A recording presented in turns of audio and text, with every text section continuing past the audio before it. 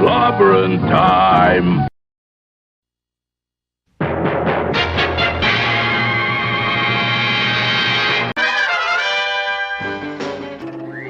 Atomic batteries to power. Turbines to speed. Roger. Ready to move out.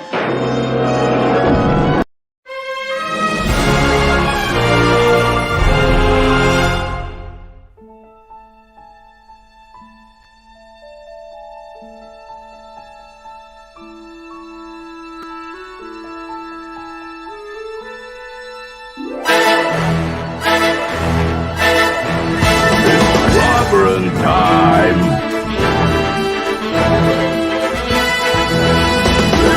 Clobberonimo!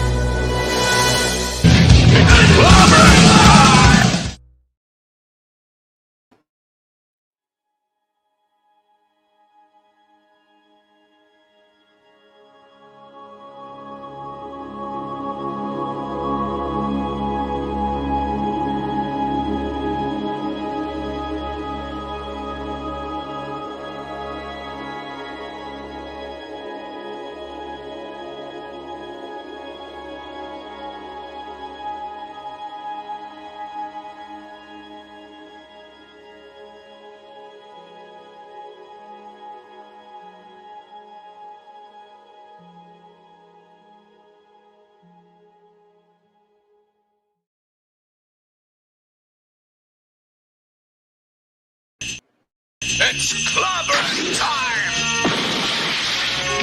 Clobberonimo!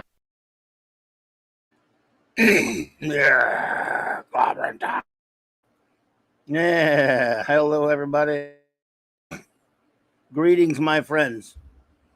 And a little throwback to the past, since I've now been doing this for 1,300 episodes, 600 on YouTube, 1,300 overall, a little over 14 years now. Opening it like I used to open on the old Blog Talk Radio days. I'd say, welcome everybody. Greetings from the Baxter Building basement. Well, clobber times is coming to you. See, I forgot all my lines. Wait a second here. It's clobbering times on Blog Talk Radio, now YouTube. Coming at you from the Baxter Building basement, which is secretly located on the Isle of Misfit Toys. Solely owned and operated by me, Ben J. Grimm, the ever-living brown-eyed thing. Clobby now, of course. Your supreme commandant of the Kirby Commandos and your absolute ruler. Oh, man, I can't remember my old intros, but that's the way I used to do it. And I'm glad I don't anymore. My good friends. Yep, 1,300 of these suckers. I don't know why. I don't know why I've been allowed to do this for this long, but yeah, well, thank you everybody who's popping in and saying congrats. I do appreciate you for that. Yeah, so yeah, 600.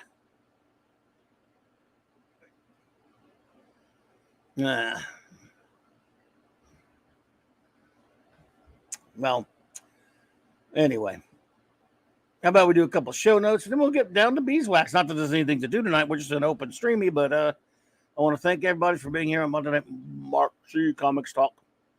I want to thank, of course, the great J-Man for having me on earlier today. It was a whole lot of fun talking some Legion with my buddies J-Man and Sean. Of course, if you have not gone to the J-Man's great channel, or you can get the link up in there, J-Man, if you'd like.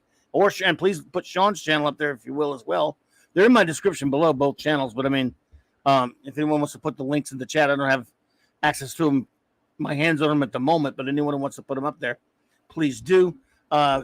Monday nights out of 3 Mondays out of the month, as we do, reviewing some great Legion of Superheroes comics. And next week we'll have 3 more. It'll be Adventure Comics 307, 308, and 309.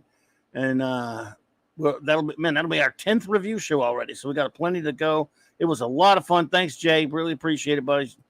It's just the best hanging out with you guys. You're both amazing. You and Sean are the best. Appreciate it. Let's see. And of course, Tuesday and Thursday nights, I should be hanging out with the great Tom Connors on Midnight's Edge After Dark with that robust group there. And I'm looking forward to that. And, of course, on Wednesday night, I think Loki will have the comic book roundtable. If he does, I should be there, of course. And then, of course, there's my own shows, 9 p.m. Central Standard Time, 4 times a week, starting with, of course, tonight, Monday night, Mark C. Comics Talk. Then Wednesday night, Wild Card Wednesday night. You never know what could happen on Wednesday nights. And then, of course, there's Clobby's Clubhouse with my wonderful first officer, Commander R.M. Briggs, and our great friend, the great Mark D with the C, the chief engineer.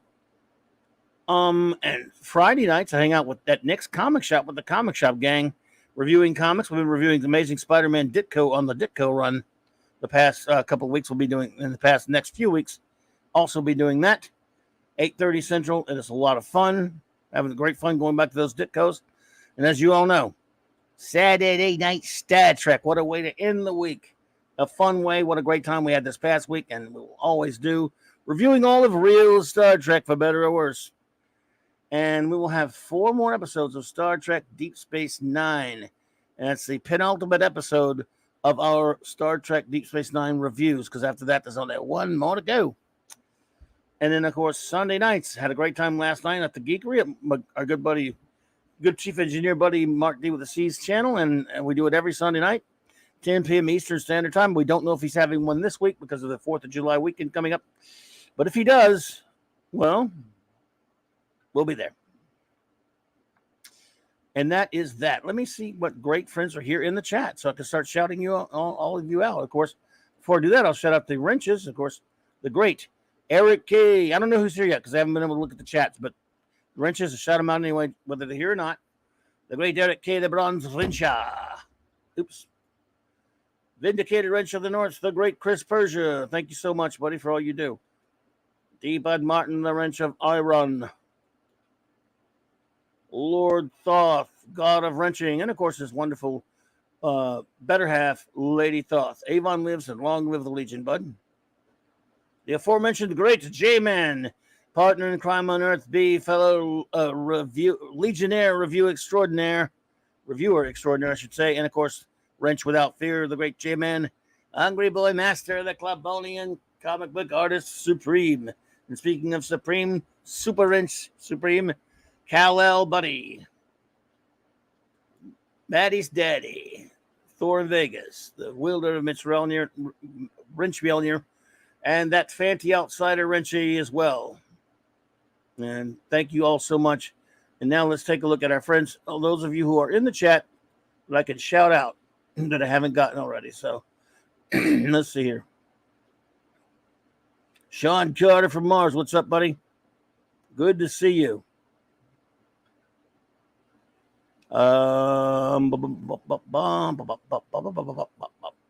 Vamping noise. Gwagnar, what's up, dude? Ravenscroft 82, welcome. Greetings, my friends. Good to have you here. Joseph Dredd, here comes the judge. Good to see you. Bush Pan Down, greetings. Lemon Pie, hello, Lemon Pie. Always good to see you. Thank you. The great Decepticons here. Sean, buddy. Good to see you, man. It was cool hanging out with you earlier. Matthew Pounder, my friend. Hey, hey, hey. Hi.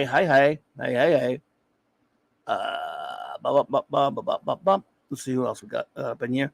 Oh, Sean Carter, you're too kind. Thank you, buddy. Appreciate that. He's got a $6 super jet. Congrats on 600 episodes on YouTube. Thank you so much, my friend. You are too kind for that. I really appreciate it. Thank you, Sean. You've been a good pal to the channel, as so many of you have, and I want to thank you for that. Let's see. I think I got everybody so far. Anyone else who pops in, I shall gladly acknowledge them. So, Landmark. I mean, by the way, this is, I don't know what it is. You know, when we did 500, we made a big deal about it.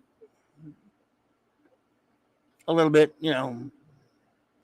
And when I did 500 on YouTube, that is.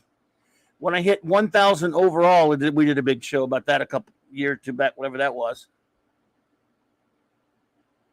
But Gwagnar, yeah, it's time for the restart it back to number 1, huh? Yeah.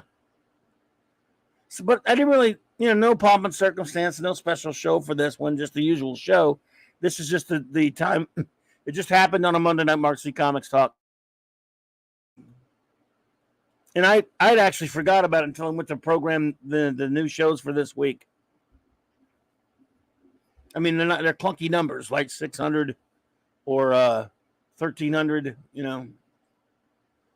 Some clunky numbers.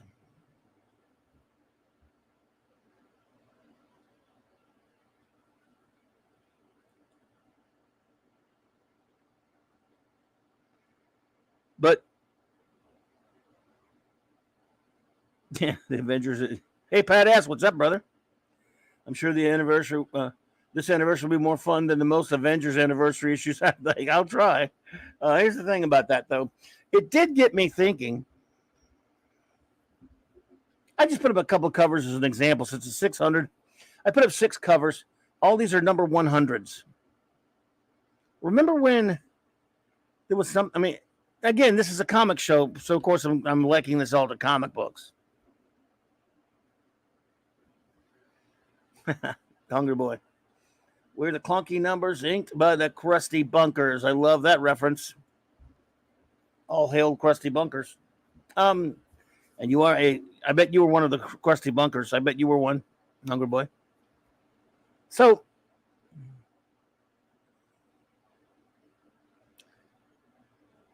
I just remember when landmarks had a special meaning in comic books. Now they don't. And the reason why they don't is because they renumber it. I mean, going back to number 1 how many Fantastic Four number 1s or Spider-Man number 1s or Batman number 1s or this, that, and the other number 1s, whatever the character is, and they've all had them. Have there been now? Well, of course, the real answer is none. The only number 1 is the one that started it all, as far as I'm concerned, but you know what I mean.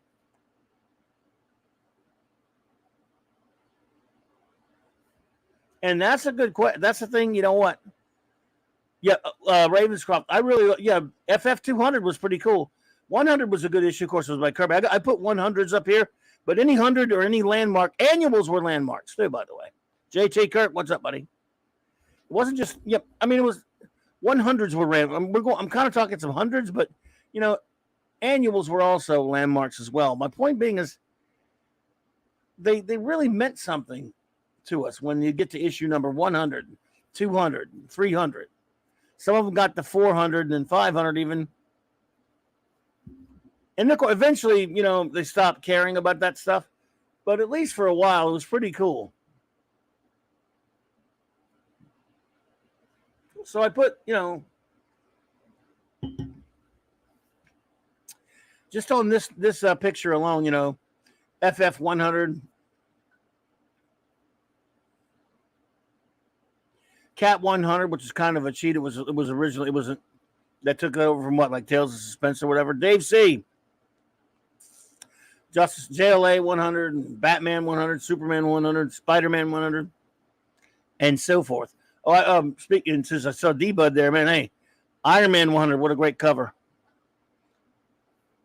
Yeah, there you go. Defenders 100.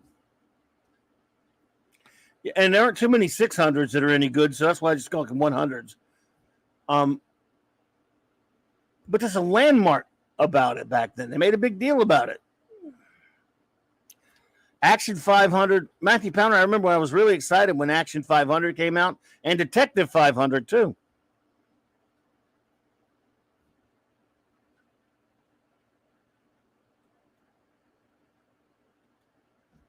We'll find some of these. I'll just pull up some of these, you know.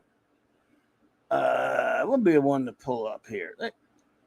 Detective 500, man. I remember.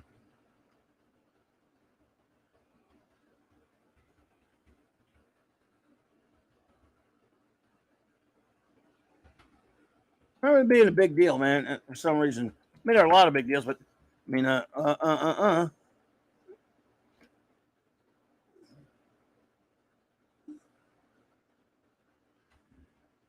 There you go. With this big spread of a page, this fold out cover or this wraparound cover.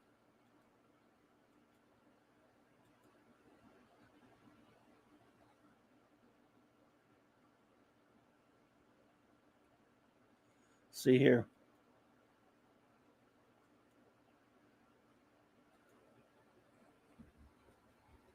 Remember that? I was excited about it. And actually had a really great story in the opening of this book, of this Detective 500.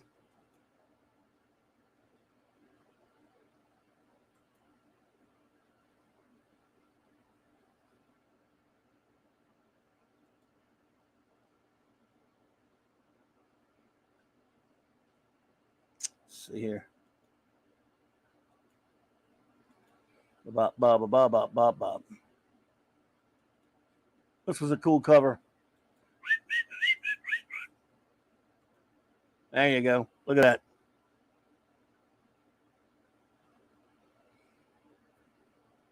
Oops. Sometimes the 75 cents were issues. 75 were also special. Like, yeah, Marvel 2-1 75 thing, Avengers versus Blast. I remember that. Yeah, that's a Perez cover, right? Wasn't it? Yeah. No, we won't mention 200 Avengers 200, but hey, Justice League 200 we're going to pull up. That was a great one. But this was an Infantino and well, I had a lot of people did the art on this cover, but you have Joe Kubert, you covered Infantino, Dick Giordano, Walt Simonson, Garcia Lopez, I believe. A lot of big names.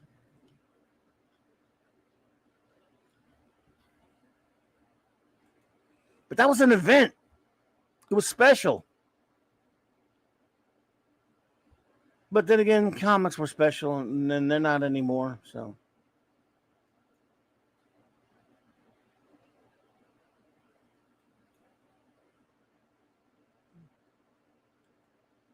they're not special anymore.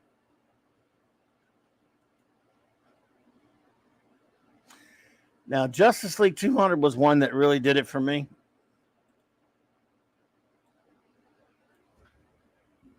I mean, that was one of my favorite Perez covers to this day.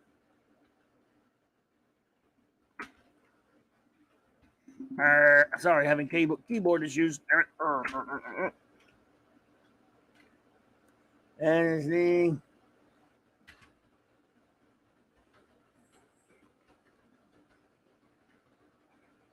there we go.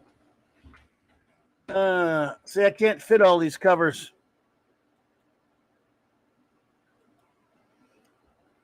Come on, man. Where's the spread? There you go. Okay, here we go. This is one of the great event covers of all time. This was a landmark. And you're absolutely right. Debo, Avengers 200 was really skimping. And, of course, the story was disturbing. This one, however, was a beauty. Comics are no longer special because Bart let Lisa into the clubhouse. Nowadays, for a TV series, to make it up to 100 episodes, the audience has. Oh, yeah. But for comics,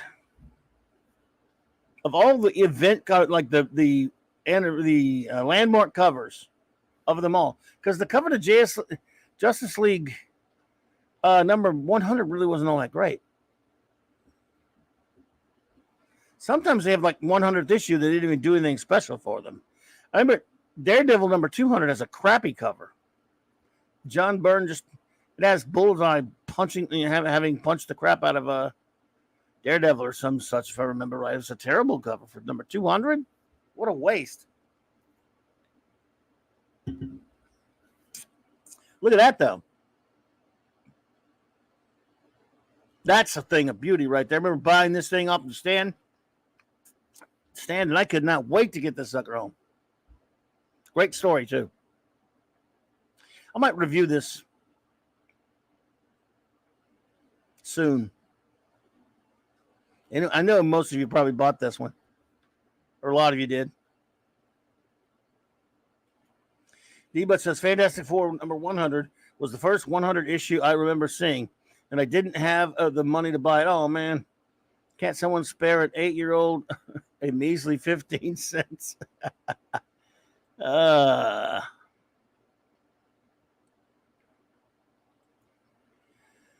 Yeah, in this case, on that Daredevil 200 cover, Hungry Boy, wasn't even a matter of him phoning it in. It's like, that's the cover of 200? Are you crazy? This is a great story that has a bunch of different artists, on a long multi-part story. Some hit or miss, but it's really cool. This is a really good story. But man, it's some great art in there. One of the great landmark comics of all time. I should have, if I'd have prepared, I'd have made a list. The greatest 100th issue, or meaning 200, 100, 300, whatever. But for example, I'll go back and we'll go look at that Daredevil number 200 to give you an example of how crappy it was. Hungry Boy.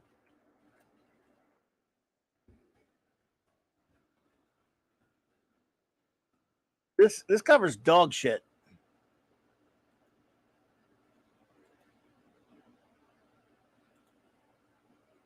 This cover is pure dog shit as far as a 200th issue goes. Remember that? Look at that. Why would you do that to issue 200? Shooter.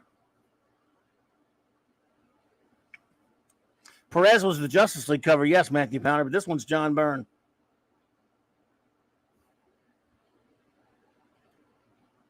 And Terry Austin. The art's fine. But why would you do this for number 200? I'll never forget, this might be the worst of the landmark covers of the day, in my opinion, because there's nothing anniversary about it. Right, exactly, fan. Even an off anniversary issue used to be special.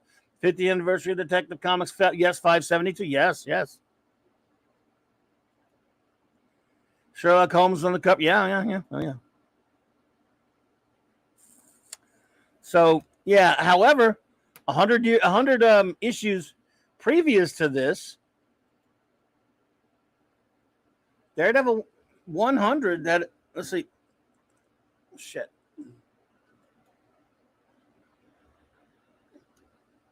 Let's see here. Had a much better cover.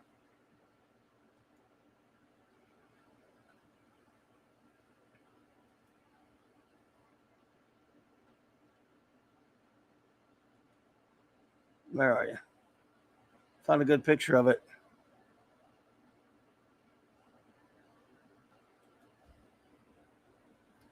Maybe that'll work. I need to find a good picture of it. What, Nile?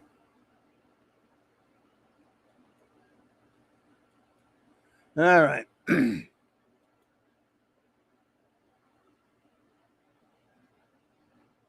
Yeah, right.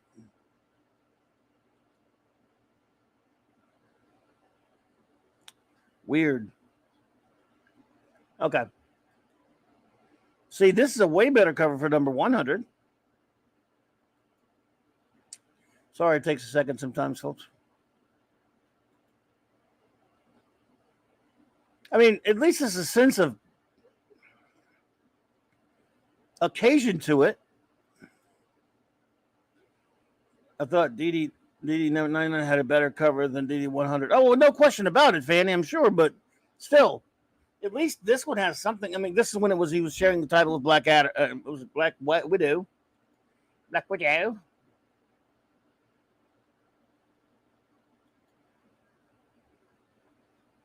There's the cover to 99.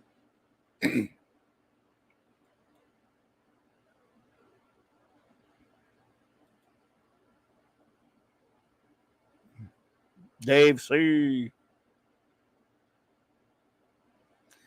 Let's see. What are some other event covers that we can look at? It's going to be a 100th issue or a 500th issue. There's not much point going beyond 500.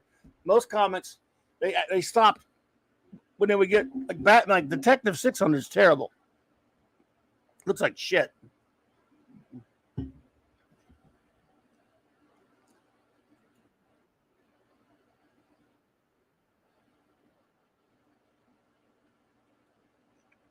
But some of the other ones, let's see here. Damn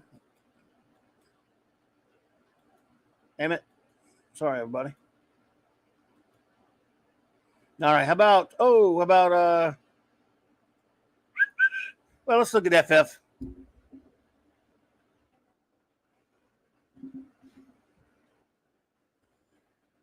You can't go wrong with FF number 100.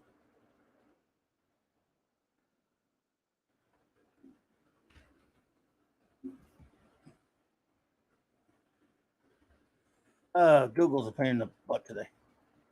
All right, here we go. So,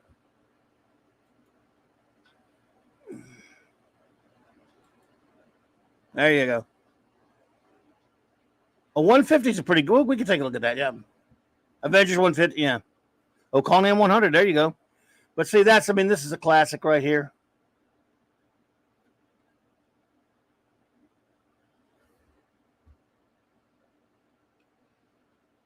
Even though it's a very deceptive cover if you've read the story.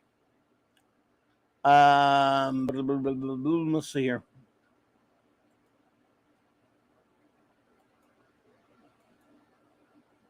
Conan 400. Yeah, let's look at it. 100. Let's say 400. 100.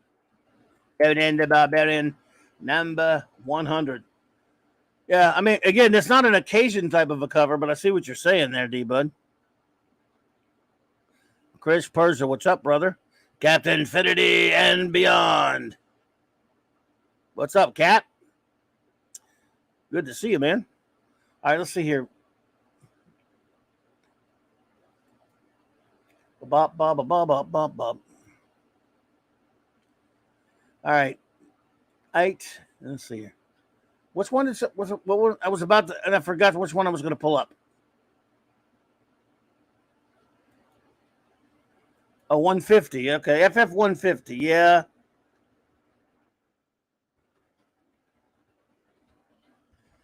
There you go. This is a great. I think it's got a Gil Kane cover from that. Yep. Gil Kane cover with the Avengers on there.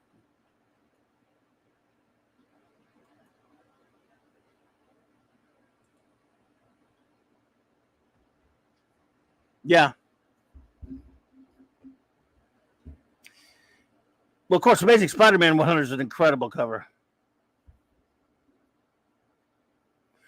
Fancy, you're missing my point. That you keep saying this cover was good, but this cover is better. I'm talking about landmarks.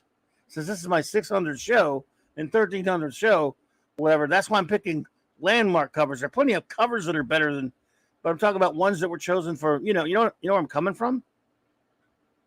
Don't maybe pull this show over. This kid. All right. So let's see here. What's another one?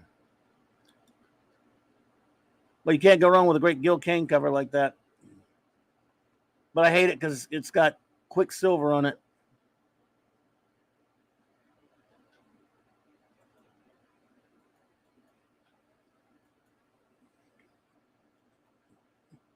Yeah, but see, even some 150s are,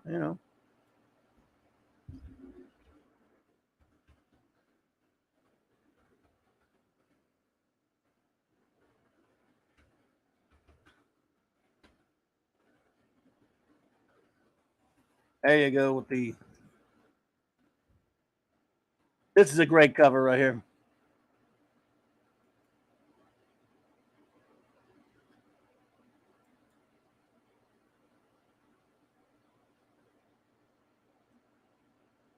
This is, of the special of the landmark covers, and I need to do like a list of them, I guess.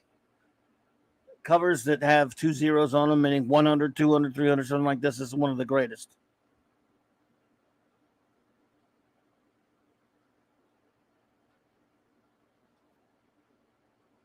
Captain Infinity, I thank you for that, sir. We have a great chat here, great friends, and we always love seeing you pop in, sir. And yes, we have a lot of great fun people here, a lot of cool people. We always have a good time. They always make it my day. Always making my day. Yeah, they got this cover. The CGC shows the British cover on the right there, which is brought more, and the States edition right there on the left. So yeah, sometimes they had, CGC likes to put the British covers up there, which is pretty cool. I like that they do that.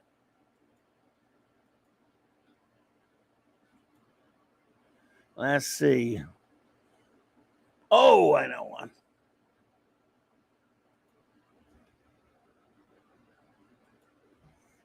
This is always an interesting cover, and it was our good buddy Captain Infinity made me think of this one.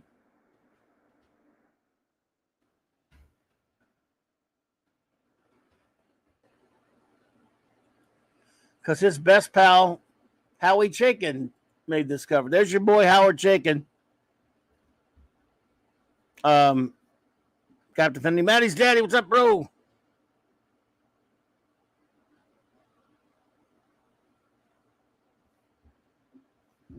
But Chaikin sometimes did some nice art, and I thought this is a great cover. Superman number 400. A true event.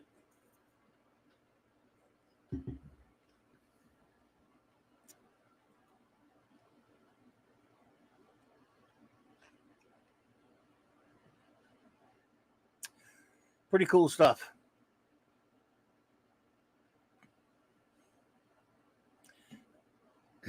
Yes, hungry boy. I can't stand Quicksilver. You're right, bro.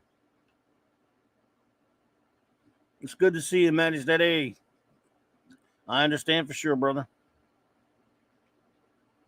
Soups 300. You got it. You got it. Anything for you, Fancy. We're taking requests tonight, as long as it has to do with what we're talking about, which is landmark covers.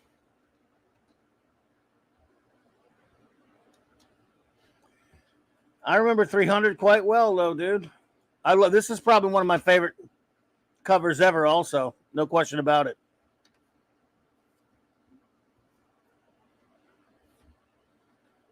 Yeah.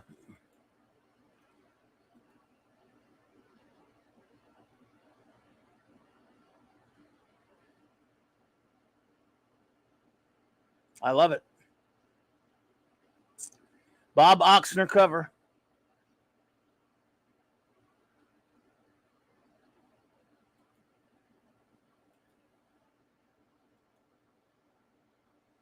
Oh, yeah. Of course, Gwagnar.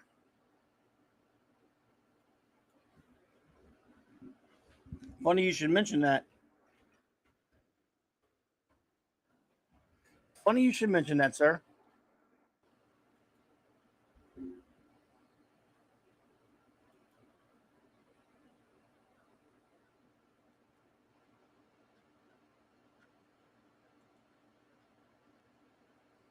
Since we've been talking a lot about the Legion lately.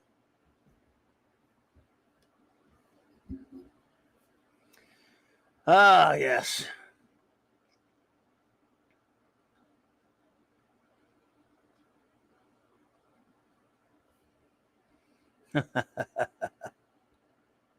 So, yeah. Absolutely, Gwagnar. Got some Legion there going on for you. Let's see here.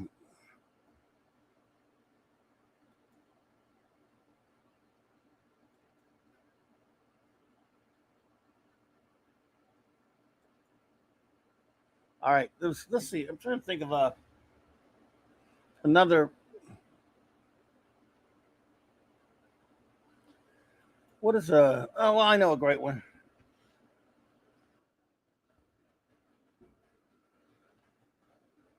And I put it up there. America.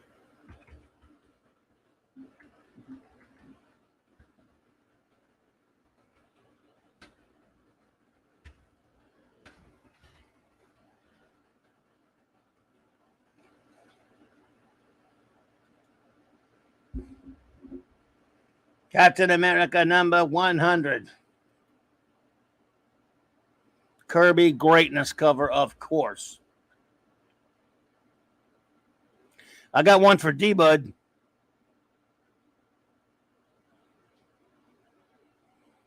D-Bud, why would you mention Action 600? I'll bring it up, but I had a better one for you. I am shocked at you, D-Bud Martin, that I have to think of this one when I thought for sure you would have come up with this. This is truly one of the great landmark covers ever.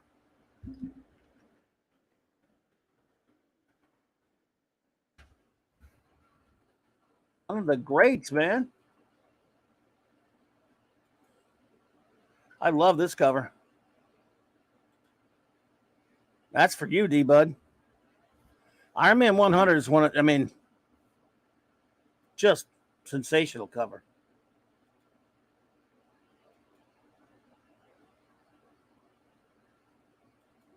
Sorry. Oops. What do you say to that? Isn't that better than Action 600 cover, which was John Byrne Drivel, wasn't it? Well, of course you have that one. Does anyone out there, let me ask you, anyone in the chat, would any of you even doubt for a second that D-Bud would have this issue of Iron Man? No. I mean, if I would have been shocked. Shocked, I tell you, D-Bud, if you didn't have this issue. Shocked, I say. Shocked.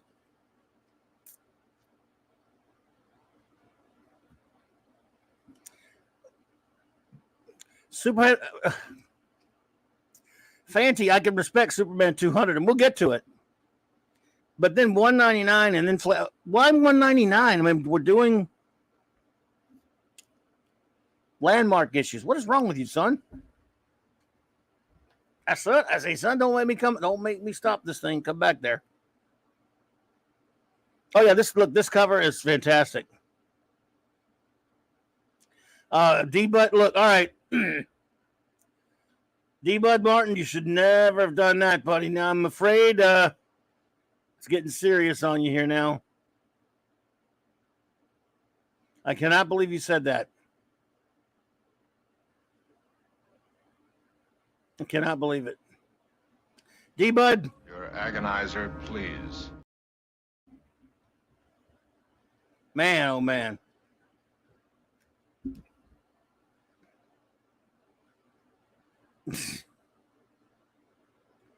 199 should have been the cover. Man, you think it should have been Tuska over Starlin? Dude. Dude. Yeah, we'll get you I'll get you an X-Men. JT Kirk, X-Men 100, cover 100 is pretty good. I used to have a shirt of X-Men 100. It's a really good cover.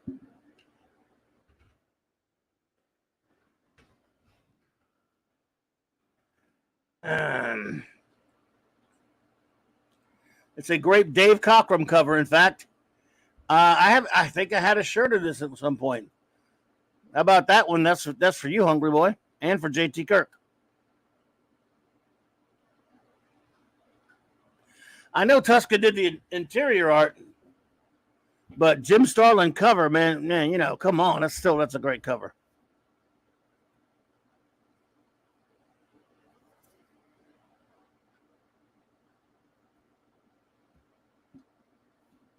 Oh, sometimes I'm not seeing the whole chat, Hungry Boy. I didn't realize you asked for it. I'm sorry. But yeah, I love this cover. Great stuff. And Professor X is so excited about it being drawn by Dave Cockrum that he's standing up. How do you like that?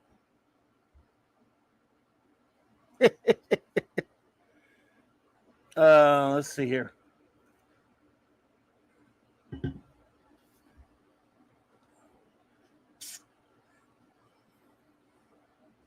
X-Men 150? Okay. Your wish is by command, provided you're doing like landmark issues. 150 does qualify. And it's a good cover. Dave Cockrum and Joe Rubenstein. I'm not saying, I mean, for 150, it works.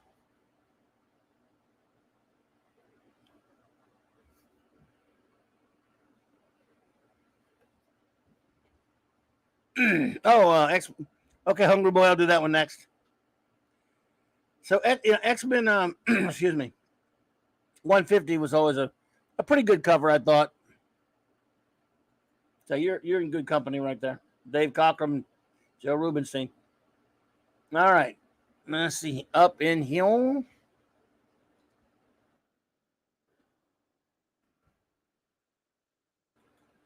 Great Steranko cover. Good call. Good call, Hungry Boy.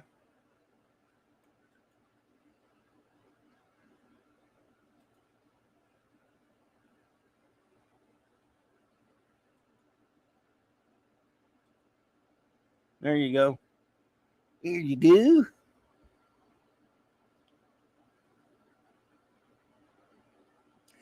All right, let's see here. Will be another one. See if I can think of another one while you're thinking another one.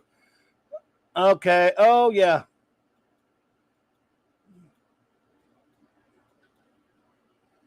Superman 200. You're right. I forgot about that one. Fanty, sorry.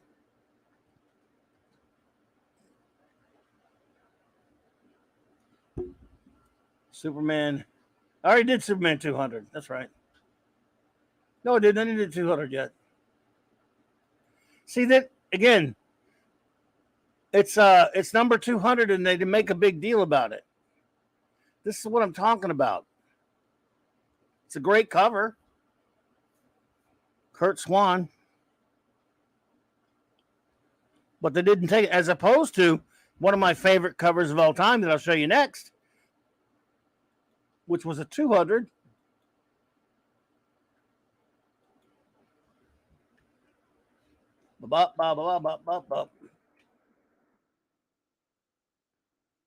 This one's a classic. This is one of the great covers. Neil Adams and all that back. This is a true anniversary landmark cover. Batman number 200. Brian Hepburn, hello there. See, this is great stuff. This is what I rate it as one of the very top landmark covers. Again, landmark covers to me mean issue 100, 200, 500. It's on a technicality, 150 sometimes is okay.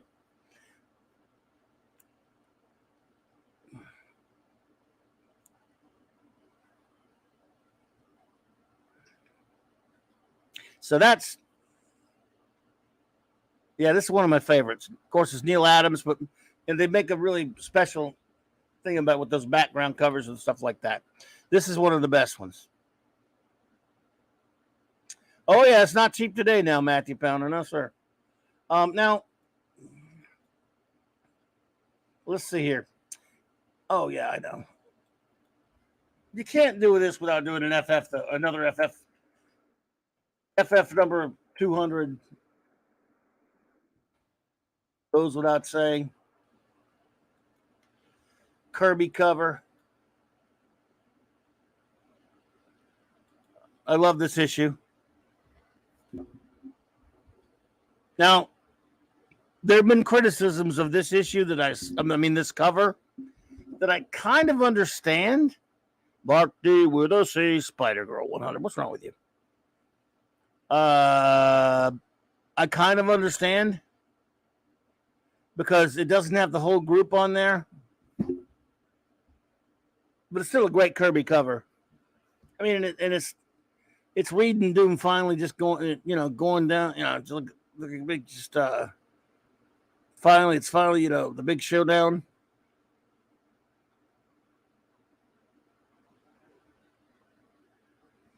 An FF dominant stream, like a Nothing But a Fantastic Four.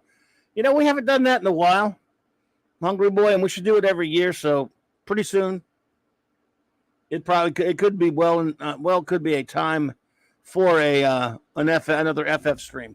Not a bad idea. Good call.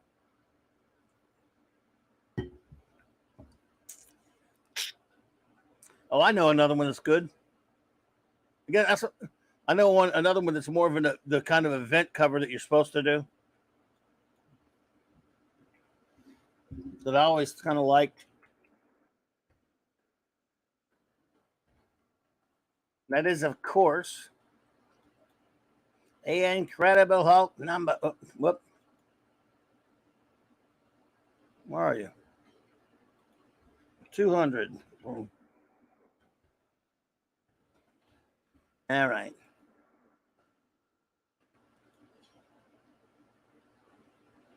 Cool cover. Fancy. Those are, and I mean, those kind of work. All right, man, I'll allow them. I don't know. They're issues. You and your odd issues. What's wrong with you, man? Anyway, this is a great one right here. Oh, dear. Oh, dear.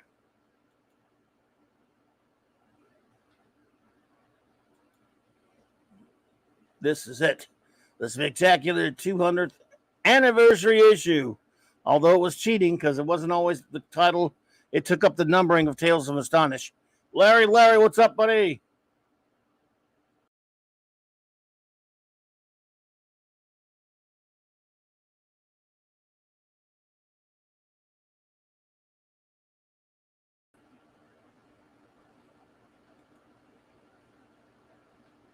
You guys hearing me? I was having a bit of a technical problem there.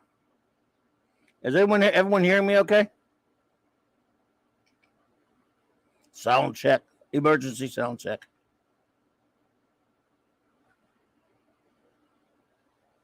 Thank you, Fanty. Thanks, JT. Let's see what I do. Oh.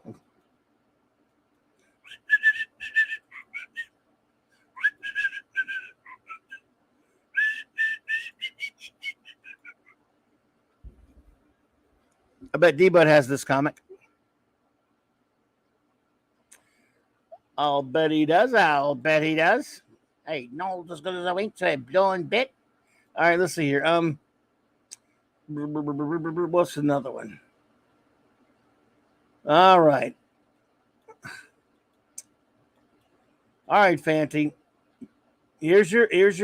These are sort of. They're definitely anniversary covers. So we'll allow it. They're landmarks.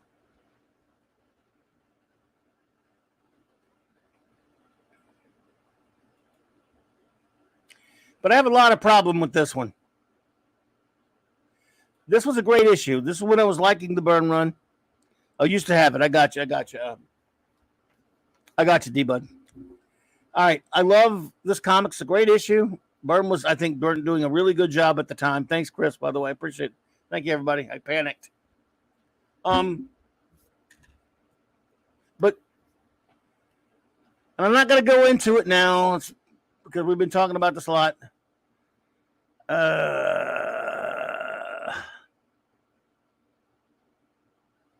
This issue, I mean, this cover, a certain creator was supposed to be drawn on the cover. John Byrne claims he drew Jack Kirby on this cover and it was taken off, okay?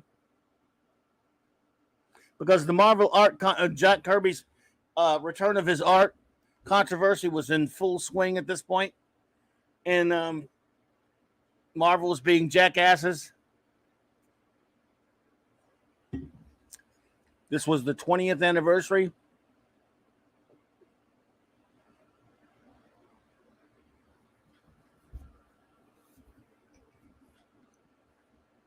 Of the FF.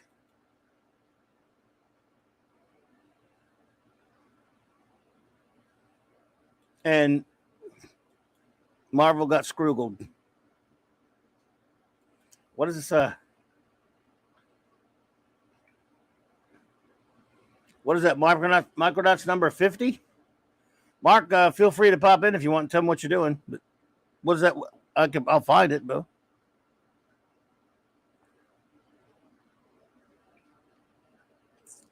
So this pisses me off. Thank you, Fanty. Just kidding. So here we go. 250. Now 250 is a pretty good cover.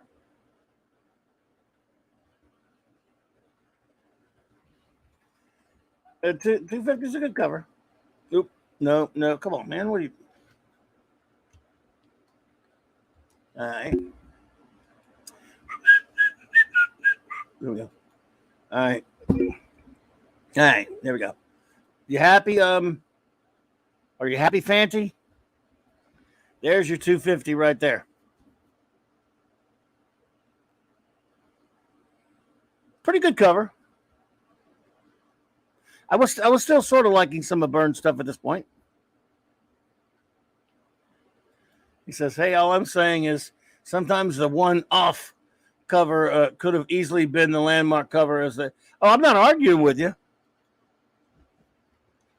I'm not arguing with you at all. We don't disagree on that one, partner. I'm just saying I'm sticking with the like the landmark ones because that gets into. I mean, it just gets into a whole other type of deal there. But I mean,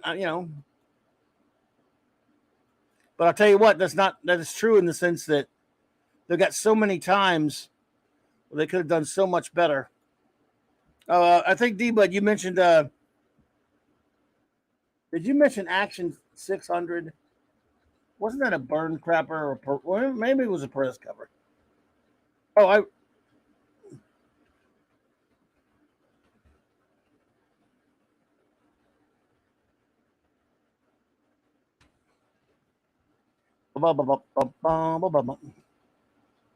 Yeah, I thought so. Yeah, it's a Burn drivel. That's a Keely Chow Roll Tide. There you go, D-Bud. That's for you. Your Action 600, the landmark of poo-poo-ness because it's John Byrne dribbly cover.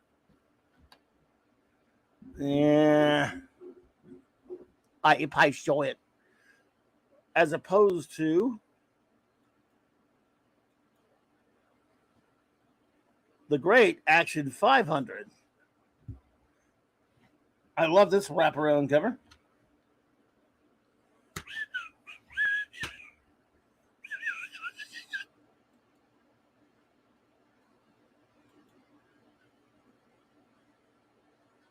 Where's the wraparound cover?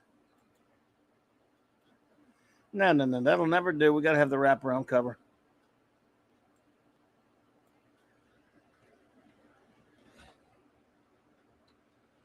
All right. Oh, dear. There we go. At least we can look at the wraparound cover this way. Hey, where are you? Cripes, you doing?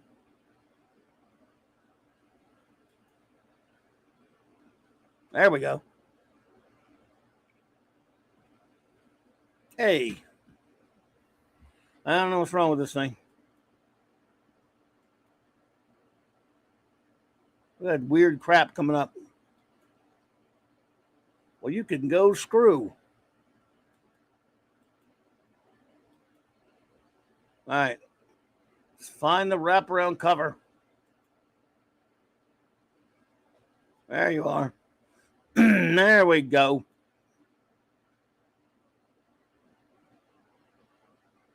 Whoa. Action 500. Oh, there we go. All right, just show them. Oh, bloody hell.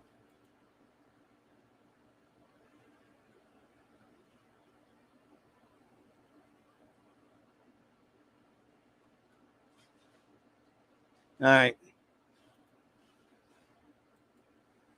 Oh, boy. All right. There we is.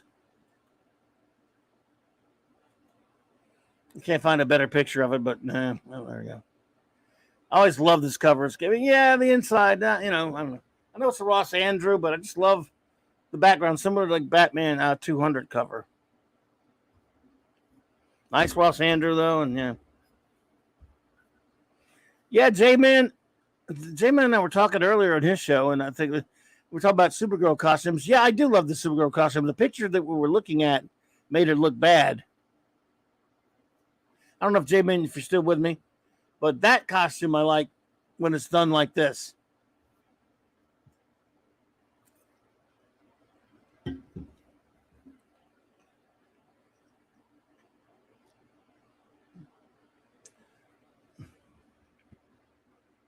Oh, now you're going to start making me feel bad, D-Bud. It's Burn for Mark C. and the 600 to match your episode number. Wow. Now I feel bad, D-Bud. I'm sorry. I'm sorry. I just was in one of those moods to pump up on Burn. That was a very good point, D-Bud. I'm sorry about that, buddy. I hope I didn't let you down too bad. We're going to be on Nick's show this week. I hope you're going to be on there. You can tell me to go screw myself. Well, you can tell me that now, actually. I mean, I wouldn't blame you.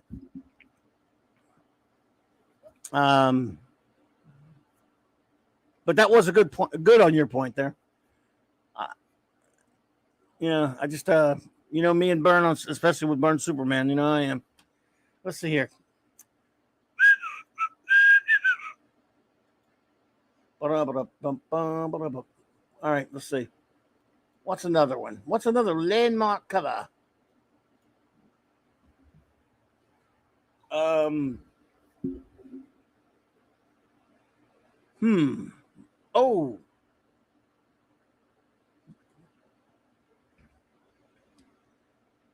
I got another example of an underwhelming one.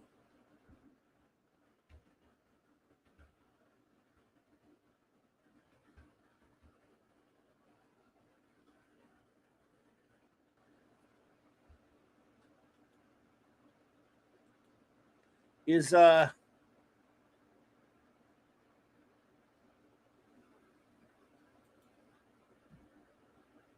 we go. Is Amazing Spider-Man 200 is an interesting cover, but I don't know if it's what you would call landmark material. Would you?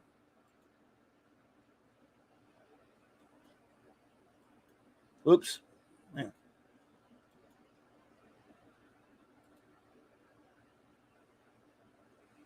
I mean, it's a good cover. It's a really good cover.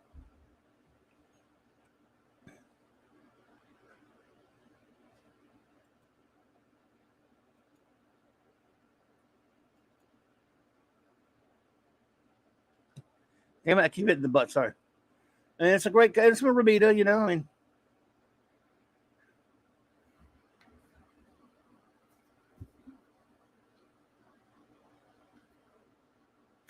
So this is a really good cover. I remember liking it when it came out, but it doesn't really have it has sort of an anniversary feel because of what's portrayed there, but it doesn't look like I mean, I don't know. I guess it kind of works, really. I like it better than I used to.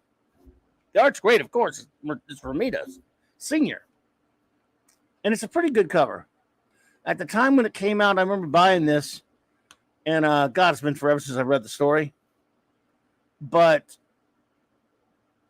it has a lot more meaning to it, considering, what it's dealing with in the story.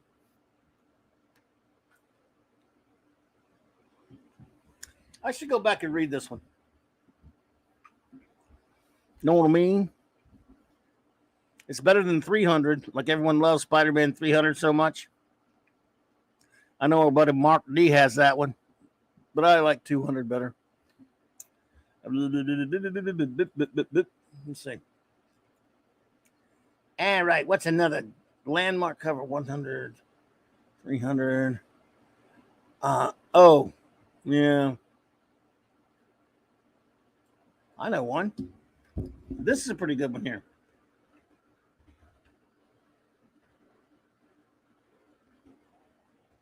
All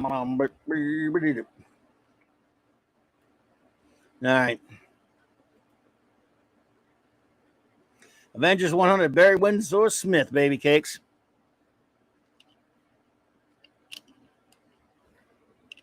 Even if you have to excuse that that Hawkeye outfit, it's a great cover.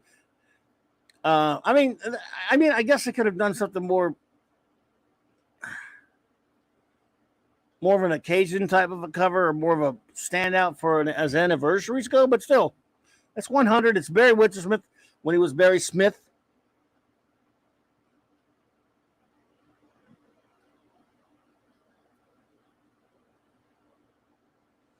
And I believe it was the culmination of the Kree Skrull War, right? I will look at those in just a second, I promise. Mark D with the C was a man. He's Hey, probably, everyone. "What's up, man? What's up?" Still am, I hope. Congrats on 600. Yeah, well Thank you. deserved. Well deserved. Yep. 600, 1,300 million, you know. Gazillion. Yep. That's impressive. Yep. It shows the lasting power and how much people appreciate your YouTube Thanks. shows. Thanks. So I I didn't still bring you feel- a cake. I should have sent you a cake. That's Damn it. okay. I'll get an ice cream 600 sandwich candles. later. Thanks. I still feel bad about that, D, but I'm sorry. You're right. It was good for Mark C. And I didn't even think about that. I was just thinking of myself, and I'm sorry. I'm so You mad. don't get the no prize then. So I'm mad at myself. Oh, that Spidey That's comic okay. that Spidey comic offered a no prize. So Do they still do no prizes? I don't think no. so. No. Probably not. Actually, that Spider-Man 200 we were showing earlier had a contest.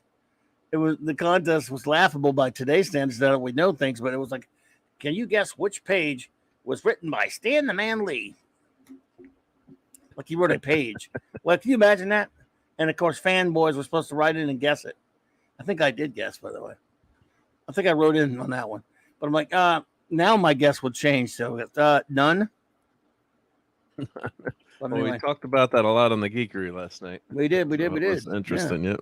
Yeah. So are you considering issue ones don't count because you're talking anniversary? No, landmarks. Yeah, Like landmark 100s, 200s, anniversary 300. landmarks. Yeah. I was thinking about maybe annuals later, but first I'm just I've been showing different pictures Yeah. of different ones. But it's got to be an even number, though. Yeah, it's got to be like Yeah, a well, special, sometimes or I go like with a 150 or something like that. But no, I'm trying or to stay that- with even numbers. Yeah.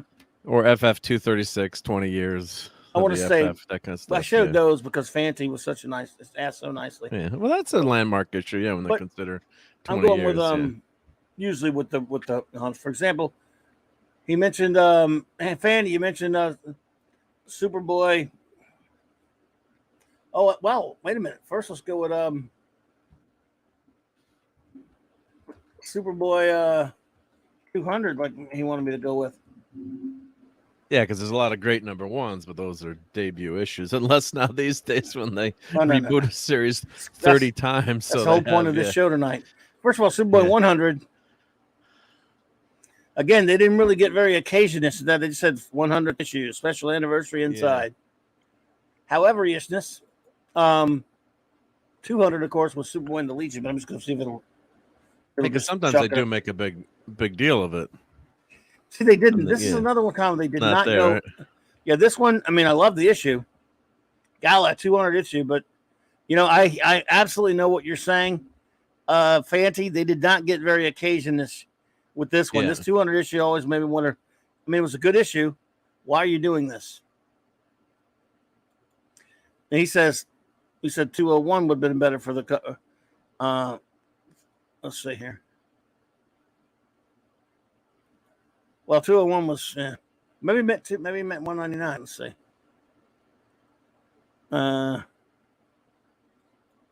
199. Yeah, but yeah, yeah, you're right. It was kind of an underwhelming number issue. I've always thought that was kind of an underwhelming issue number 200 there, Fanti. All right, let's see here. But see, on the other hand, when you get to, like, as I showed a picture earlier of Superman number 100.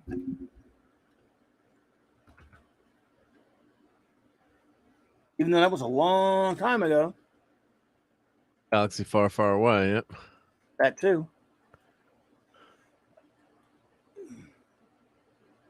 They made a big deal about that one, see? Yep. There you go. They kind of said, hey, yeah, there was a sense of occasion to it. Just like Batman number 1. Well, I put them on the thumb thingy, see?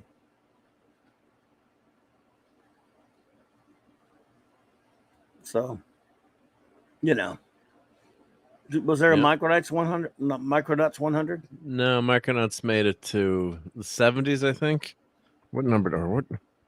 Let me see. What number did they end? And then they did the New Voyages. They did like 28 issues. Oh, 59. I should know that off the top of my head. So that 50 had a nice wraparound cover. That was the link I'd put in before. And then they went to the New Voyages. I think they did 18 issues of the New Voyages. But yeah, unfortunately, they didn't last long enough. I mean, 1 is a fantastic cover, but that's not an anniversary cover. Let me go see what Yeah. the New Voyages, they did 20 issues. Yep. But yeah, it's no, 50 is not a bad cover. The wraparound's pretty nice, so that's pretty cool. Yeah, this it was someone mentioned earlier. This cover, this cover always left me wanting. This Defenders 100 cover. I don't know who mentioned it earlier in the chat. Yeah, Defenders 100. Yeah, it didn't really do it for me. Oh, did you know there was? What's it? I think it's if I remember, Star Wars number 100 was a crappy cover. But let me see if I can find it here. StreamYard stopped updating the chat. I'm going to refresh my screen so you might lose me.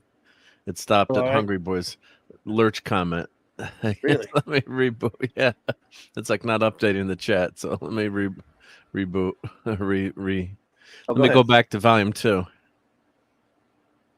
Marvel Star Wars cover from 100. Hey, it did stop. Yeah, StreamYards. I'm not seeing the chat anymore. If you guys are talking.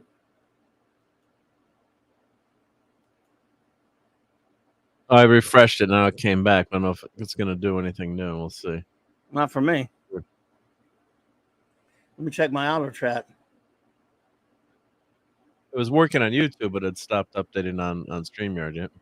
And mine still stopped. Still stopped? I see Hungry Boy at 11:06. Yeah, mine is stopped at 9:54. Well, shit. I guess I got to do the pop out. Yeah, because Captain Infinity was asking us about. Oh, okay. SpiderMan 252, and it wasn't showing up on StreamYards. I saw it. And yeah, that's weird. It's not showing. Oh, there it is. Now it's showing up on StreamYard. Yep. ASM 2. That's the black costume though, right? Mine is what happened to my I hit the pop out chat and it ain't working. I didn't do it. It wasn't me. I don't understand. You can't pop out the chat on YouTube? Yeah, I'm trying. Where's my pop restore chat? Restore chat. I don't know what happened to my. Now I'm sorry, Captain, but I'm an engineer, not a magician. Thanks a lot.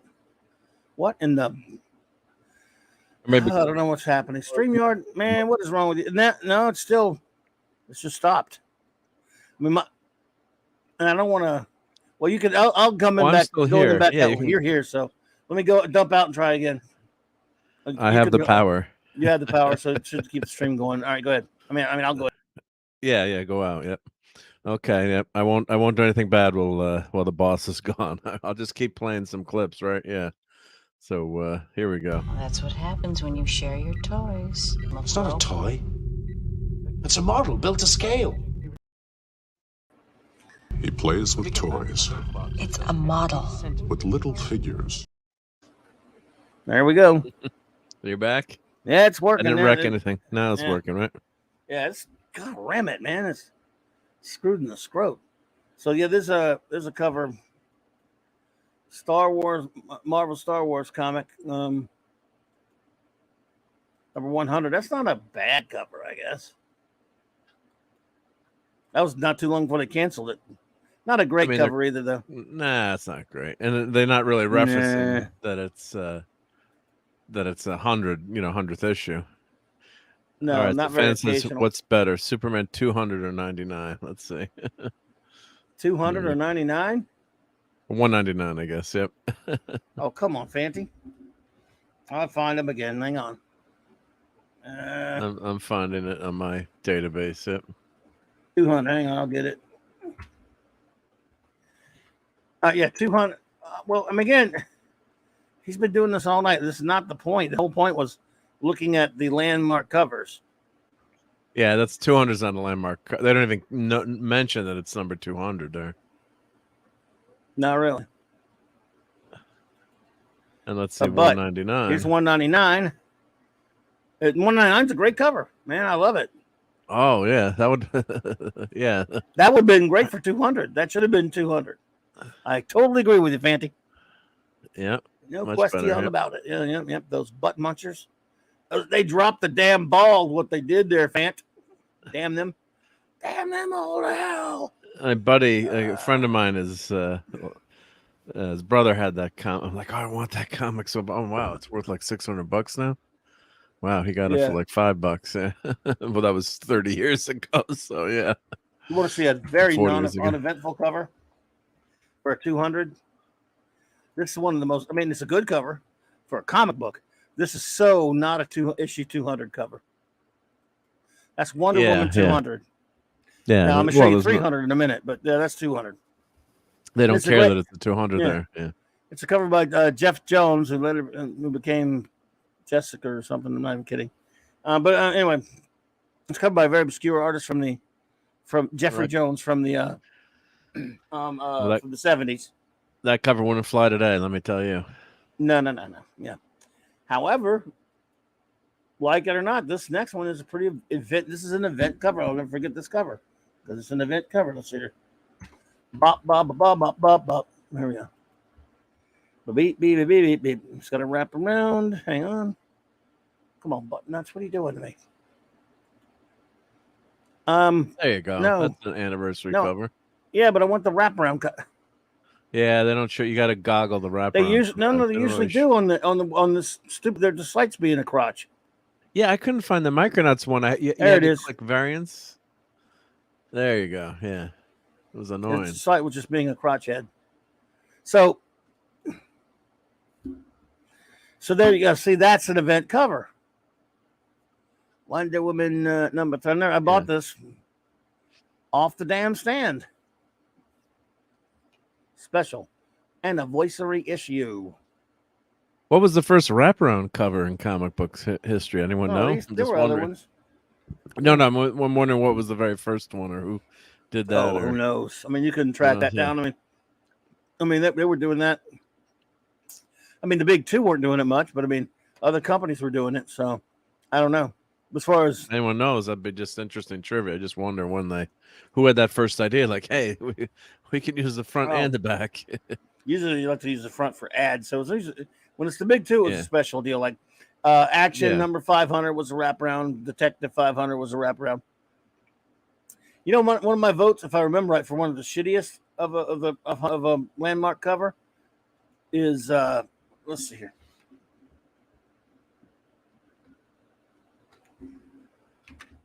I remember really not liking this one. Let's see if it's still the case.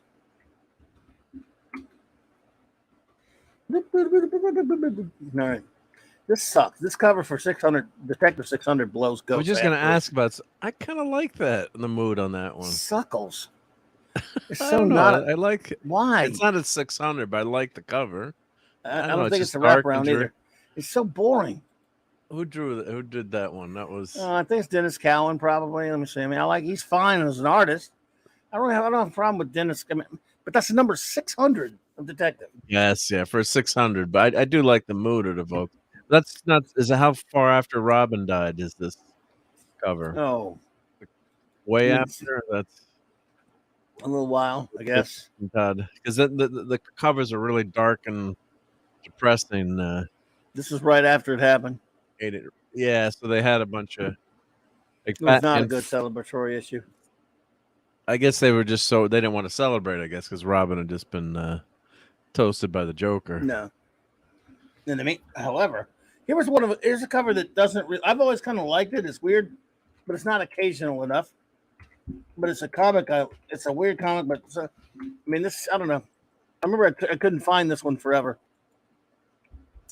Batman number 300. Well, that's the gooder. But it's a good cover. Yeah. Is this chat doing this to me again? Unless somebody's just not saying anything. The last weird. Batman story. I don't even have a view count now. Do you? Let's see. Let me check. What's happening here? Yeah, Walt Simonson did the art on this one. Well, that one's going for $50. Wow. Really? Yeah. Cover art credit from number 305. They made a mistake on the cover art credit. It was Dick Giordano. I guess we're still live, huh? This Yeah. StreamYard's is really wonky and screwed up right now, folks. So I hope you're hearing me.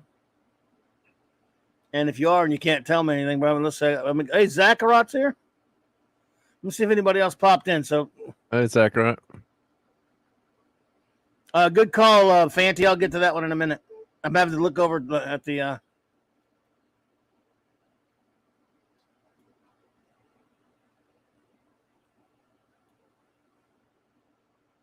Let's see, Batman 400. Ra's al Ghul. Yeah, that's a Sienkiewicz. Yeah, that's the square. Yeah, I have that. I got that one. Yeah, when you get around to showing that one, yeah. What?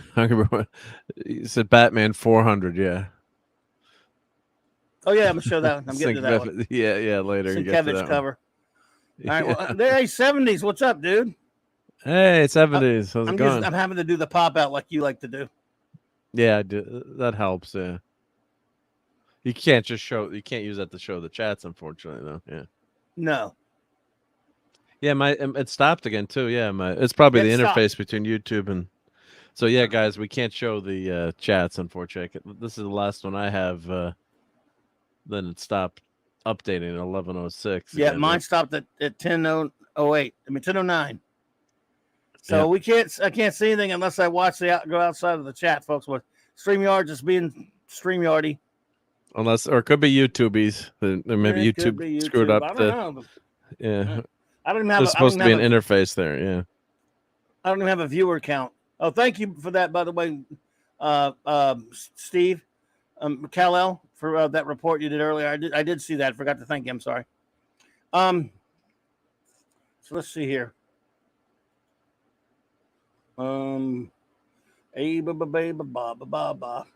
yeah, I still like the cover. You know, I love Earth 2. But Batman 400, everyone likes this cover but me. I know everyone loves Sienkiewicz, you know. It's a weird cover. That's it's a weird. weird I mean, cover. it's a weird cover. Yeah, I was don't know. never big on this cover, to be perfectly honest. It's not a wraparound, I don't think.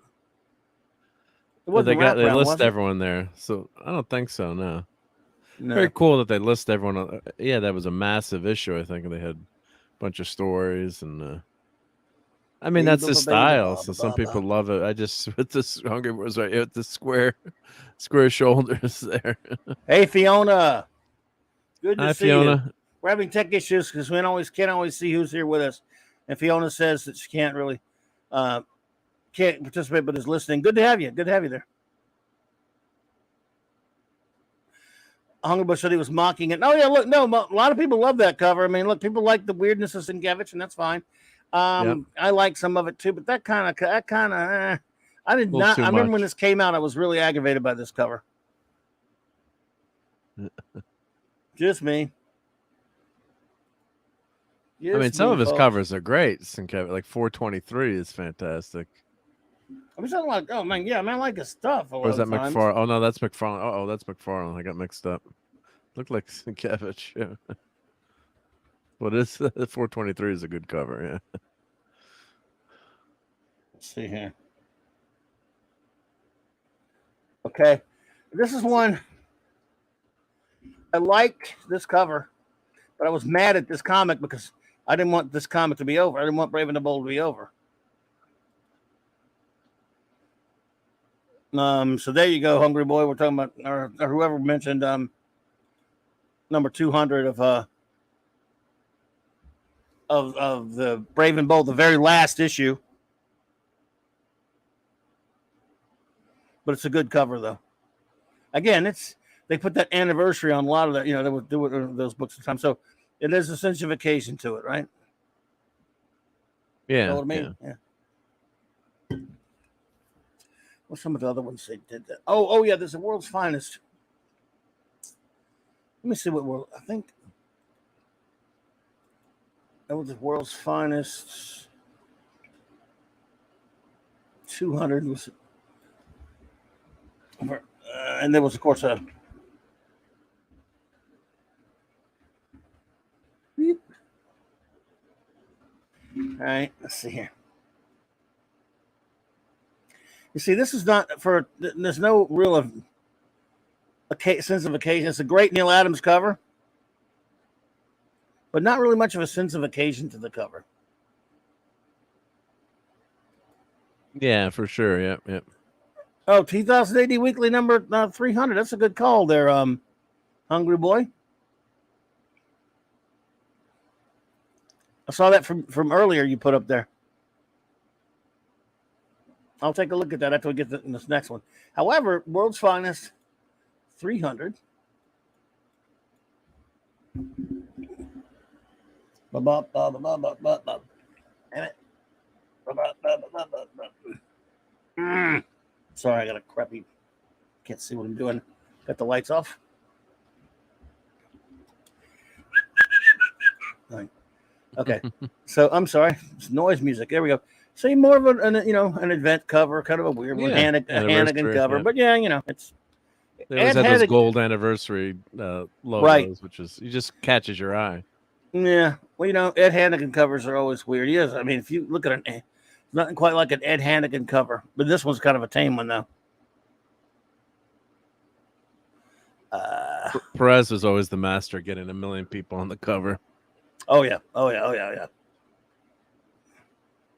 Let's see if anybody. There you go. My question is Brave 200. Why does Joker have a cellmate, much less one in a coma? Well, I haven't read that comic in forever, dude. So, what's another one? There's still a bunch I haven't shown, but I mean, we don't have to do this too much longer. But, what the hell? What was I looking for? Damn it! Oh! 2000 AD. 2000 AD.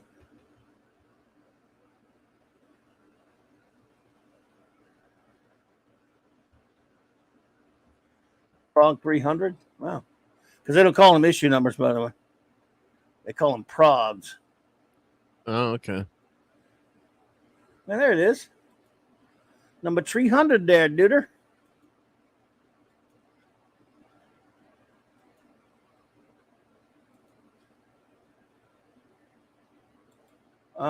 Oops.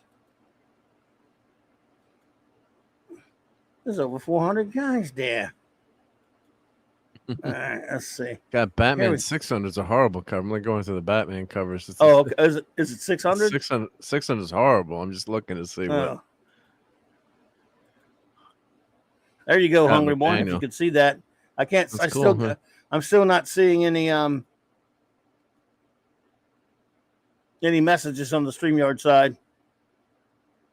This hasn't happened in a while like this, but it does. This has happened before. Dang it. Hungry Boy said, at least 2008 was making a big deal of the even as a landmark, which fulfills your definition. Yeah, no, you're right, sir. Absolutely. Absolutely-ishness. Man, this StreamYard is pissing me off. Yep, sorry about we can't put the comments up, which stinks. Yeah, shit, man. I apologize to everyone that we can't see everything. It's StreamYard's being, I guess they all have problems. Bless their hearts. And I don't mean to be screwing up, It's the way it goes, I guess. What's one? I'm trying to think what I haven't shown yet. Or a relevant one that I'm in memory that I haven't shown. I showed Daredevil. I've shown Spidey. We've shown FF. We've shown Avengers. We didn't show Avengers 200 because that's too triggering. That cover really stupid because it's so good art on it, but it's ruined by ads. And the inside, but let's see. We showed Avengers 100. We showed Hulk 200. We showed Cap 2. Oh, we didn't show Cap 200 though, which is a great one. We showed 100. Yep. Even showed Iron Man 1. I remember 200 is great. I love 200s. Yeah, or 100s. Yeah, 100s. Awesome. 100. But yeah, George Tuska should have done the cover. No, just kidding. You Deep too, That's huh? funny. No, I'm joking. What's wrong with you people? Jim Starlin's That's perfect. such a great cover. It's so cool. Yeah, what is it, Chip? You're freaking Tuska guy. What the hell's wrong with you people? What the hell's wrong with you people? There we go. And the worst All is right. these days they went to all these volumes now, but then they go back to legacy numbering because then when they have a big anniversary number, they want to say like it's number 200 or 100. It's so ridiculous. Crappy. That's Yeah. one of the another. Not just because I had this. I wasn't really thinking about having big plans for this. In fact, I wasn't even thinking about this being YouTube 600 and overall 1300 tonight until it just fell into. I went to go make my scheduling and I realized that, oh yeah, I forgot all about that. And I remember we've been talking of late about how they do all that. They get rid of all the good numberings of old comics and all this other kind of shit. They're really annoying. All the renumbering at number one all the time. They just did it with there's a new Hulk number one out again. It's like it's so stupid. Yeah. And I just thought it would be fun to look at. You talk about landmarks. Like you get to number show number 600. Or you get to this. It's like we always kind of, I don't know why, but we always just kind of celebrate that kind of thing. And we talk about those things. Human nature. And I thought in comics, yeah, it is. And in comics, it was always fun to get issue 200 or issue 100 or issue whatever 100, or the annuals. Annuals, of course, as well. But it was something about getting the landmarks of the 200s and stuff. But now that's the funny thing. Now they want to have both. Yeah, they want to renumber and then have the landmark issues. It's like you dummies. So they'll put legacy numbering on there. Yeah. But anyway, yeah, this is that's a fantastic cover. Yeah. Yeah, great Kirby cover there. Did you say Batman 600? Yeah, it's not. It's pretty bad. Yeah, I think never mind. 600. Scott McDaniel. No, you think 600 would be awesome, and then the 700's okay. It's not great. It's Journey into Mystery. Got a good one. Journey into Mystery. And JT Kirk's asking Conan 100 versus 200. Yeah. Okay. Well, I showed 100 earlier. I showed one. Let's see. Let me go. Let me get a.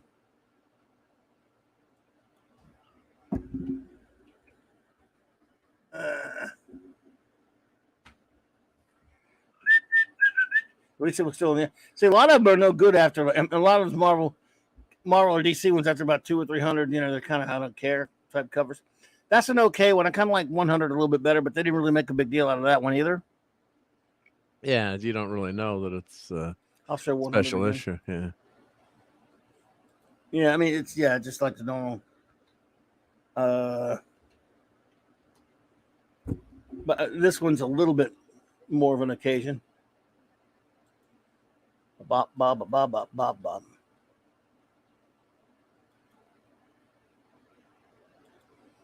Great John Buscema, Ernie Chan cover. That's a classic. Yeah, you don't really know.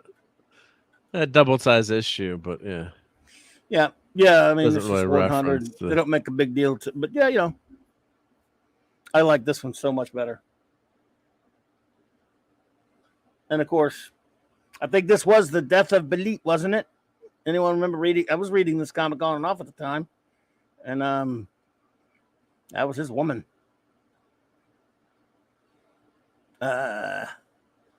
What's another one that I haven't checked? Yeah. Shit, now I remember. Someone just mentioned it. I read from Thor. Even though it was Journey into Mystery, to say they cut Thor. Yep. Well, that's another one. Yeah, with funky numbering too, right? Yeah, because it's Then they actually went back to calling it Journey into Mystery for a while when Asgard got destroyed and they moved to Ohio. Where was it? And it was Journey into Mystery for a while. Yeah. Oh yeah. Again. And none of the gods knew that they were gods. It was. Yep, it was Journey into Mystery number 100. What's happening? But Thor, what issue did Thor appear in first? 83 was his first one. 83, yeah. So there you go. Yep. So that's 100. They didn't really make a big deal about 100 either. But 200 is weird because they don't make. I mean, this is a great Kirby cover, of course. So that's Journey into Mystery, but then it became Thor later. And so look at 200s. It's not, I mean, it's a great cover, but it's not very occasional either. Stop it. So Matthew Pounder, unfortunately, we can't highlight these comments from him, is also mentioning Detective 572, the 50th anniversary. Yeah, I meant to show that one. Yeah. That's a cool one, yeah. I'll get that one. Sherlock Thank Holmes, yeah. Thank you for that suggestion, Matthew. Yeah. Someone mentioned it earlier as well, and I meant to do that one. Or he may have been him. See, this one, again, it's a cool cover. And it says special 200th issue, but it was in the middle of a story, I guess. God damn it. Oh, so anything going on in the chat that I can't see? It's moving pretty good. Swamp Thing number 50 from Ravenscroft 82. Okay. Hey, Double C. Hello there. It's good to see you. I had to switch over to the other chat to see if anybody else popped in that I've missed. So if anybody I've missed, I apologize, everyone. Like I said, the StreamYard chat is down, which is really freaking annoying. Look, it's not like it happens all the time. It's very rare. I haven't seen this happen in a long time.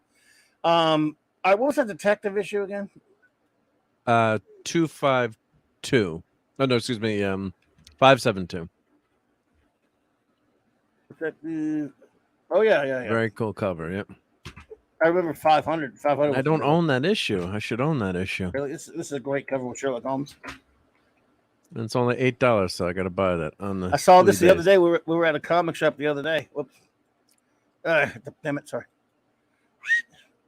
Okay. I keep. Where are you? Okay, there. Just before Batman Year 2 comes out. Well, it's a Michael Kaluta cover, so that's what I love about it. And yeah, 574 is Robin's. It's not a big picture. Sorry, let me see if I can find it somewhere else. So it's right around when Robin dies, I guess, right? Yeah. Or just before, yeah.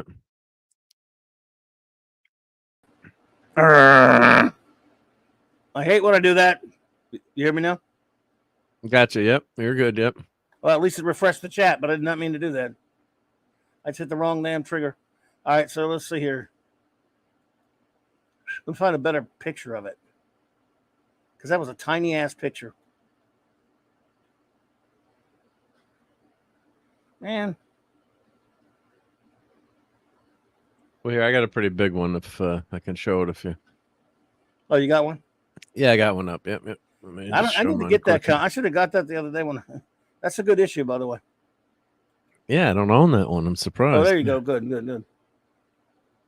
Yeah, and you got Detective 27 in the background, right? May 1939 on the wall. I love that on the wall there. See, they've got Detective 27. Oh yeah. On the wall there. Yeah. Hey, Hungry Boy, there's nothing to apologize about there, dude. You were absolutely right. And they're the same thing, really. So, let's see. And what was it that Ravenscroft mentioned? Swamp Thing. Swamp Thing 50. We'll get that 50. one. We'll get that one in a minute. Yep. Unless you have it. I'll Your pictures aren't that yep. big either sometimes, huh? Yeah, it depends on this database. They're not always the biggest. Yep. Nah. Let me go Swamp Thing up. Come on, computer. Hello, computer. Hello, computer. Come on. Come on. And we'll get that one too, Fancy. Yeah, that's a good one. Ironman 150. I love it.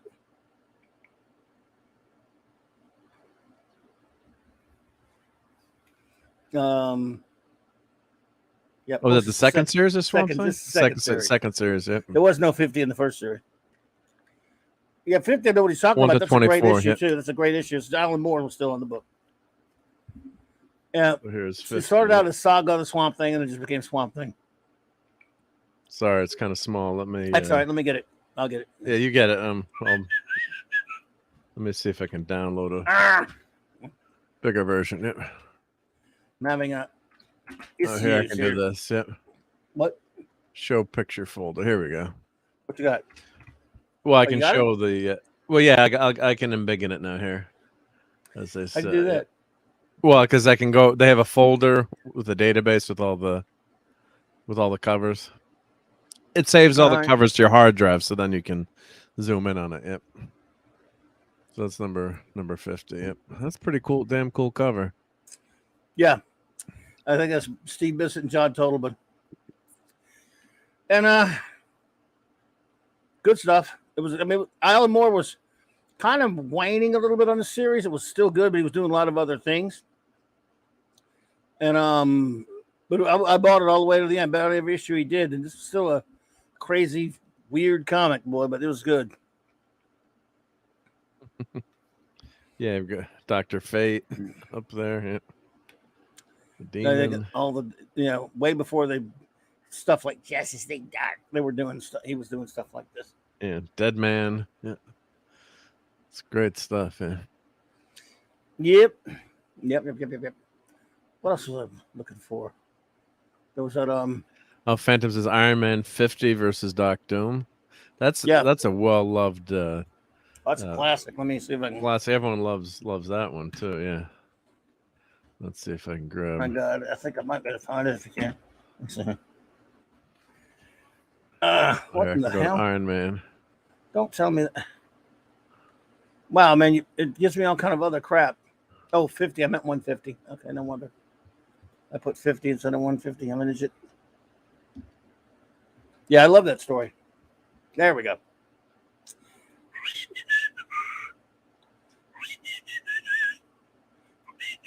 There we go. Got it. Got it. Good. All right. Show it. I got a big picture of it here. This is great stuff here, but this is a great story too. I love it. Yeah, it froze up on me again. Looks like. I'm talking about the chat. Oh, damn it! It doesn't last. Yeah, it doesn't last. Yeah. And everyone loves that issue too, in terms of the story. So great story too. It's great. It's one of the considered one of the all-time great Marvel stories. I mean, or comic. I love stories. it. Yeah. I know they did a sequel to it, but I don't really remember much about it. Did they do it in one of the annuals? I think they did a sequel to it, or I don't know. You'd have to ask D-Bud for sure, but yeah, D-Bud would know. Yeah. No, did they do a? I don't remember the cover for Iron Man 200 because I was gone, but it's crappy. Let's take a look at it because it was already. Did anyone follow the New Defenders? They had double size 150 and 152 at last issue. I kind of tapped out of New Defenders at that point. Ravenscroft. I didn't really like the lineup too much, so I wasn't reading it. I know a lot of people like Gargoyle and stuff. Oh, they did the sequel to Iron Man 1 and Iron Man 250. Okay, thanks, D-Bud. I knew he would know. My faith in D-Bud never wavers. Good. I do own Iron Man 100. I wasn't sure if I had it. Why wouldn't you? All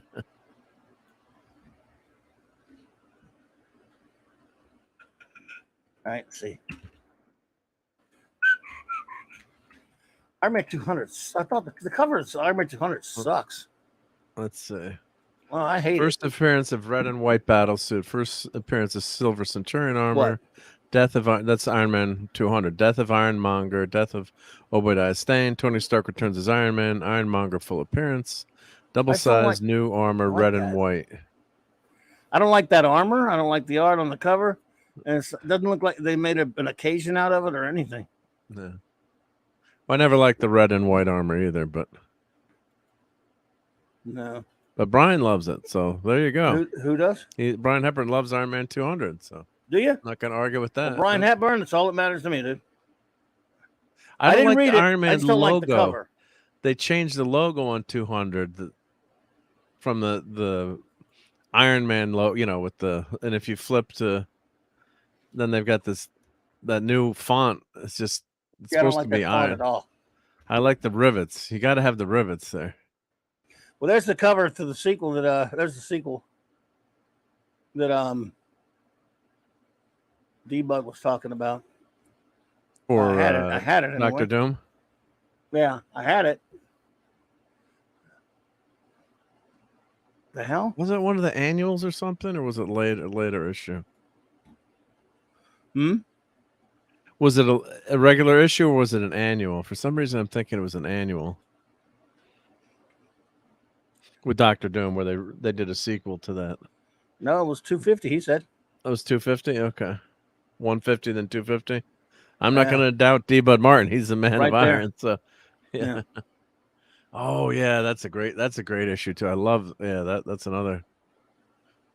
That was a really good read. Man, this thing stopped up again. Plumbing is all clogged. We need some Drano. We know the way it works is YouTube has APIs that interact with StreamYard. So, if YouTube updated something, it could screw up StreamYard, or StreamYard could be screwed up as well. Yeah. Well, I'm using that pop-out chat thing. I just never feel comfortable using that thing. It never looks right. Oh, it works good. Yeah, I use it. Is it? Yeah, Are you I sure? use it every time. Okay. Yeah, How do I know mine's working? Well, because Ravenclaw you said see the something. time. So you should say 10 Ravenscroft is the last comment. I'm looking at it on the YouTube, and it's not showing the time next to their comments. Oh, you have to click the 3 dots in the top right and say toggle timestamps. The top right? So, top right, the 3 dots. Participants, toggle times. There you go. Ah. See, I engineered for you. Well engineered, Captain. Commander. There we go. So, so Ravensclaw. I could make you Captain of Engineering. Captain of Engineering, yeah. Someone doing a show on the best last issues might be fun, too. Just the thought about, Marvel Team Up 150, yep. Oh, thank you. Good idea. I'll see. But, this issue of Iron Man, I remember buying this off the stand in 1989. Bob Layton's the artist. And that's that was a great issue. I love that issue. Like, when you read something like, oh, this was damn good. This was awesome. Here's one that I can't believe we didn't do yet. It was a landmark, all right, even though it was the last one. Right. 100, yep. Yeah. That's when he fights himself, right? Yep. No. That's 50. 50 he fights himself. Okay. Let's see. What is wrong with you? Oh, there we go. Lots of things. I could start a list. Not you. Not you. No, so that's 100. But 50's a great cover. Well, 50's a true great better, landmark. Right? Oh, God, yeah.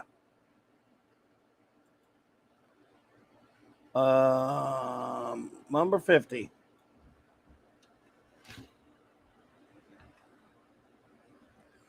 All right. 50, of course. Goes without saying.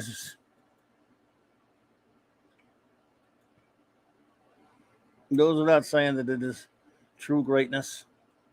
And why is it doing that? It wasn't doing that before. Anyway, there you go. That's a great landmark cover for sure. I'm not showing there. Yeah. The new thing versus the old thing, right? Yep. Yes, sir. Yes, sir. Yes. That was so cool when the thing originally was more like leather skin, and then you go back and you would read it, what do you mean the thing wasn't that rocky in the beginning? Yeah, he gradually evolved. Lumpy. If you were a kid at that point, though, and you hadn't read a lot of the reprints, or if you hadn't gotten your hands on Marvel's Greatest Comics, you're like, what's going on? Or Origins of Marvel Comics. Now, I've had those books, so I knew about it. But if you didn't, and you were just young and you just liked the thing, and you started reading this comic, he's buying it himself, you wouldn't really have known what that reference was. And they did try to explain it in the issue. I love that. That's one of my favorite covers, man. When did the thing first appear as Rocky? What issue? We started getting Rocky. Gradual. It was gradual. But my point is, my favorite look for him, obviously, it's Kirby's look. He's never looked better than he did in any of that mid-area FFs, like in the issues 40, after Senate took over the inking with issues in the 40s, 50s, 60s, 70s. I don't mean decades. I mean the numbering of the FF. But Kirby aside, my favorite look for the thing is right here. And this is Byrne and Senate right there. And I love seeing the the lumpy thing too. It's just something wonderful, nostalgic about that. It's a great issue, even though it's weird and timey-wimey and doesn't make a lot of sense. Yeah. But just seeing them like this is, this is what a cover. I'm going to get this on a shirt. Yeah, people are like, what's going on here? The Thing battles the Thing. That's inconceivable. Inconceivable. So, let's see. Up in here. Marvel Team Up 100, right? Yep. And there's most people have seen the statue, but We'll there's the definitely Thing. take a look at that in a minute. Yeah. That's better Can't to think of look too at many than my more. ugly mug. I'm trying to see what. When did Ben really get Rocky? Let me look in the FF. Yeah, but you couldn't get the back issues back then. It was, you had the Origins of Marvel Comics. Remember, if Buddy had that. It was getting passed around. Can I borrow it this weekend? And when they came out with the Marvel Masterworks, finally, then because you couldn't, there was no way to get them. Unless Marvel Comics Presents, you had some, but you couldn't, go out and buy that many trade paperbacks back then. Like collecting the issues, of, as I recall. Let's see what the. Let's see. I'm looking at the FF covers when he. This makes no sense. Oh, Brian, I didn't get the Diamond Select bust of the Thing, but I do have an old bust that's really cool. The Diamond Select I was debating about. We can show that later, maybe, but I wasn't sure. It was on sale. It was cheaper, but I was like, yeah, I think it's cool. And I'm like, no, I don't know if I should get that. Yeah. Here we go. So right. FF number 80 starting to get more rocky by number 8. 7 and 8. Yeah, it was a slower process. Gradual, like 5, he's starting a little. It's semi-lumpy. When he fights the Thing, the Hulk, he's kind of rocky there. Damn it. Why did I do that? Number 17 against Doom. Yeah, 18 is really rocky on the cover by issue 18. It took a while. Yeah. What am I doing? Oh, all right. I'm trying to look at the chat, and it's taking me. Sorry, everybody, if I'm missing stuff in the chat. We can't see anything unless I change over and stuff, and after I'm doing stuff, so I apologize. I don't mean to ignore anybody. I'll try to watch it. Yeah. But it doesn't matter. I need to see it to be able to know what to respond to and stuff. So then it's frickin' StreamYards. I'm so sorry, everybody, but I'm looking doing pictures and stuff, so I can't really pay much attention. Not ignoring everybody, not on purpose anyway. But so if anybody popped in that I failed to say hello to, I'm sorry. I appreciate you all who are lurking and you all who are here, and of course anyone watching later on the download, I appreciate it as well. This was an interesting Frank Miller cover here. Marvel Team Up 100. Oh, yeah. I got that. Of course you do. Yep. I'd be disappointed if you didn't. Yeah, so. Revoke my hall pass. Yeah. Well, would FF25 count? I guess it's not really. Not That's the Thing versus the Hulk. But yeah, it's not an anniversary though. Marvel's super spectacular, but yeah, it's not. Yeah, it's a 25, but yeah. I guess I'm just looking through the covers. Yeah. For those who may not have been at the Geekery or may not have seen Mark's video, look at this new statue, folks. Yeah, let me switch mics here, and I got bugs. So yeah, here, zoom in on that.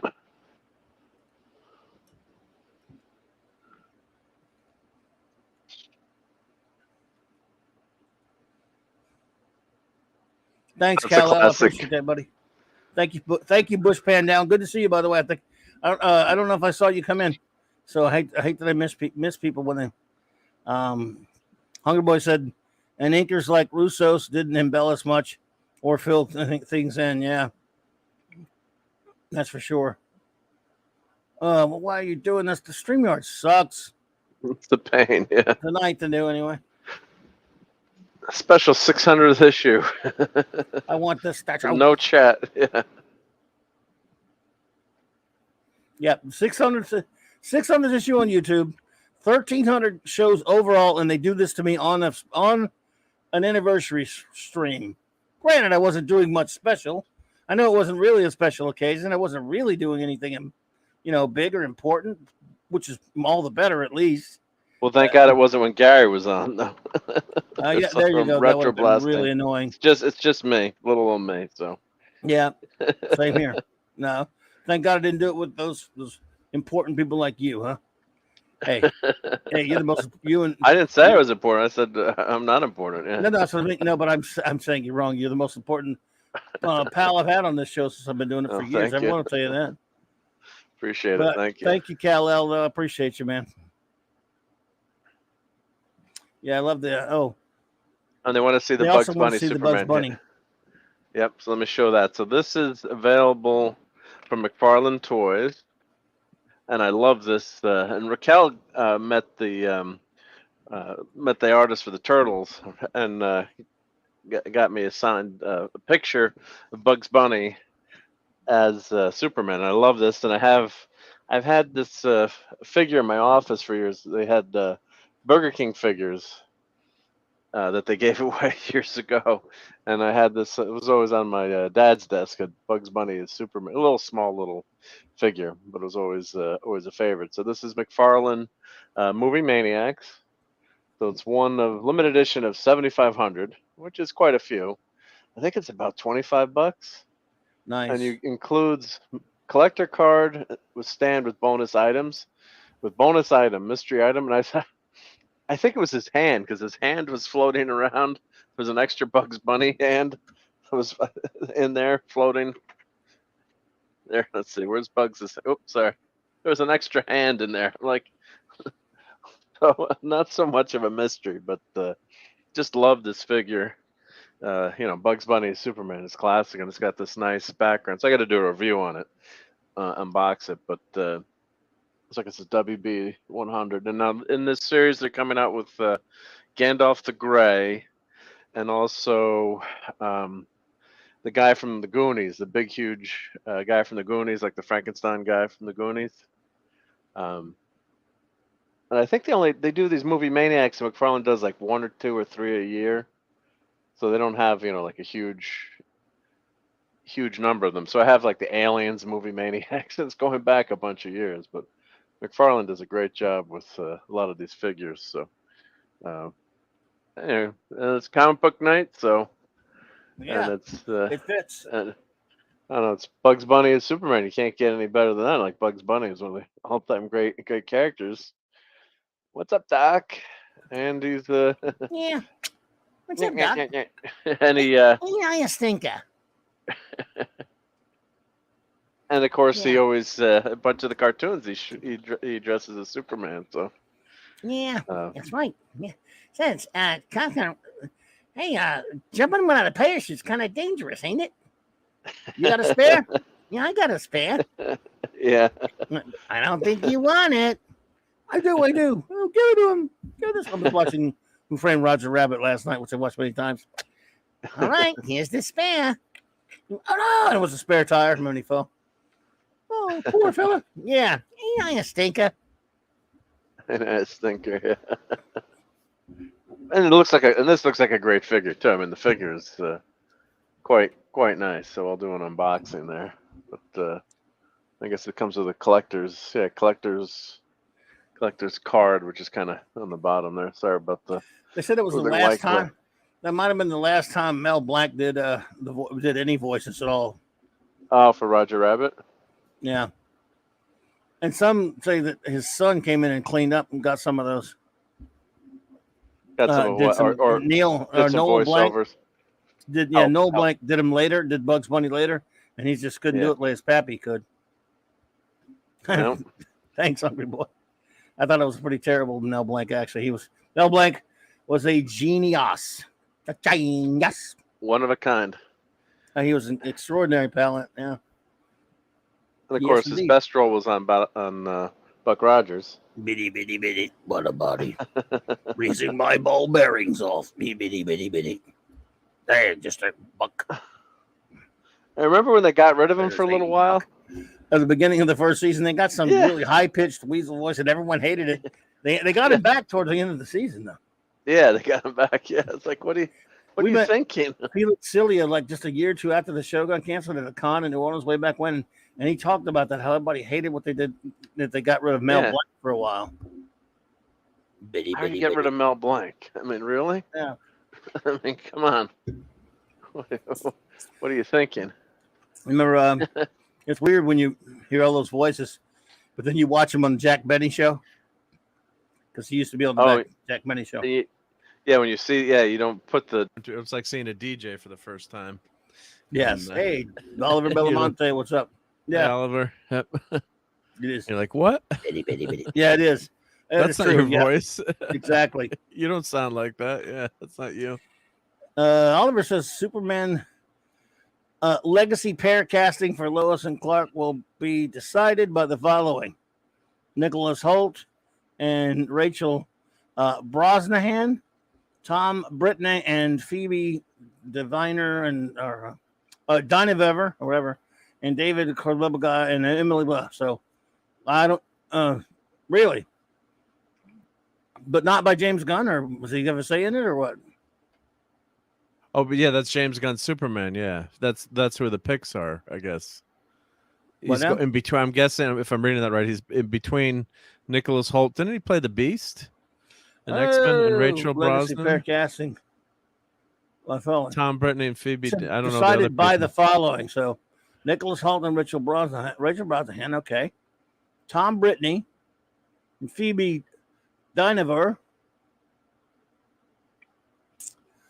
And David Cornuswet and Emma Mackey. I don't know any of them, do I? I mean, I guess if you goggle them and show them, Indeed, they gotta Stephen. be. I don't know if I can look up all those names. I mean, I'll try to find it, or maybe there's an article where there's. There could be an article where they is list. there some kind of article about those, Oliver? And Holt was the Beast. Thank you, Ravenscroft. Yep.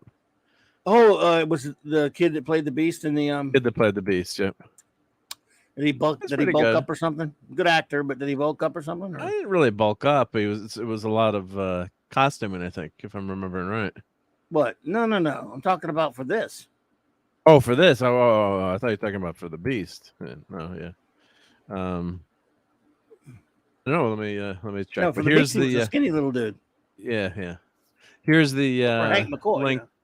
Here's the link for the Bugs Bunny. It's $25 Cool. on Amazon, and probably Big Bad Toy has it.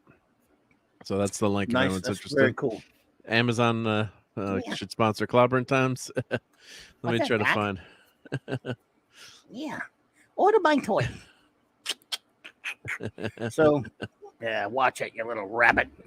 I'll clobber you. Let me. I'm gonna Google clobber that me and a rabbit. Good. So Paul Frees, Paul Frees. That's clobber. I can't Paul Frees, but he's great. Now, Chuck McCann did a great voice on these '90s cartoon of the FF of the thing, but it was kind of. I mean, I got used to him. I liked Paul Frees, but I finally did get used to Chuck McCann.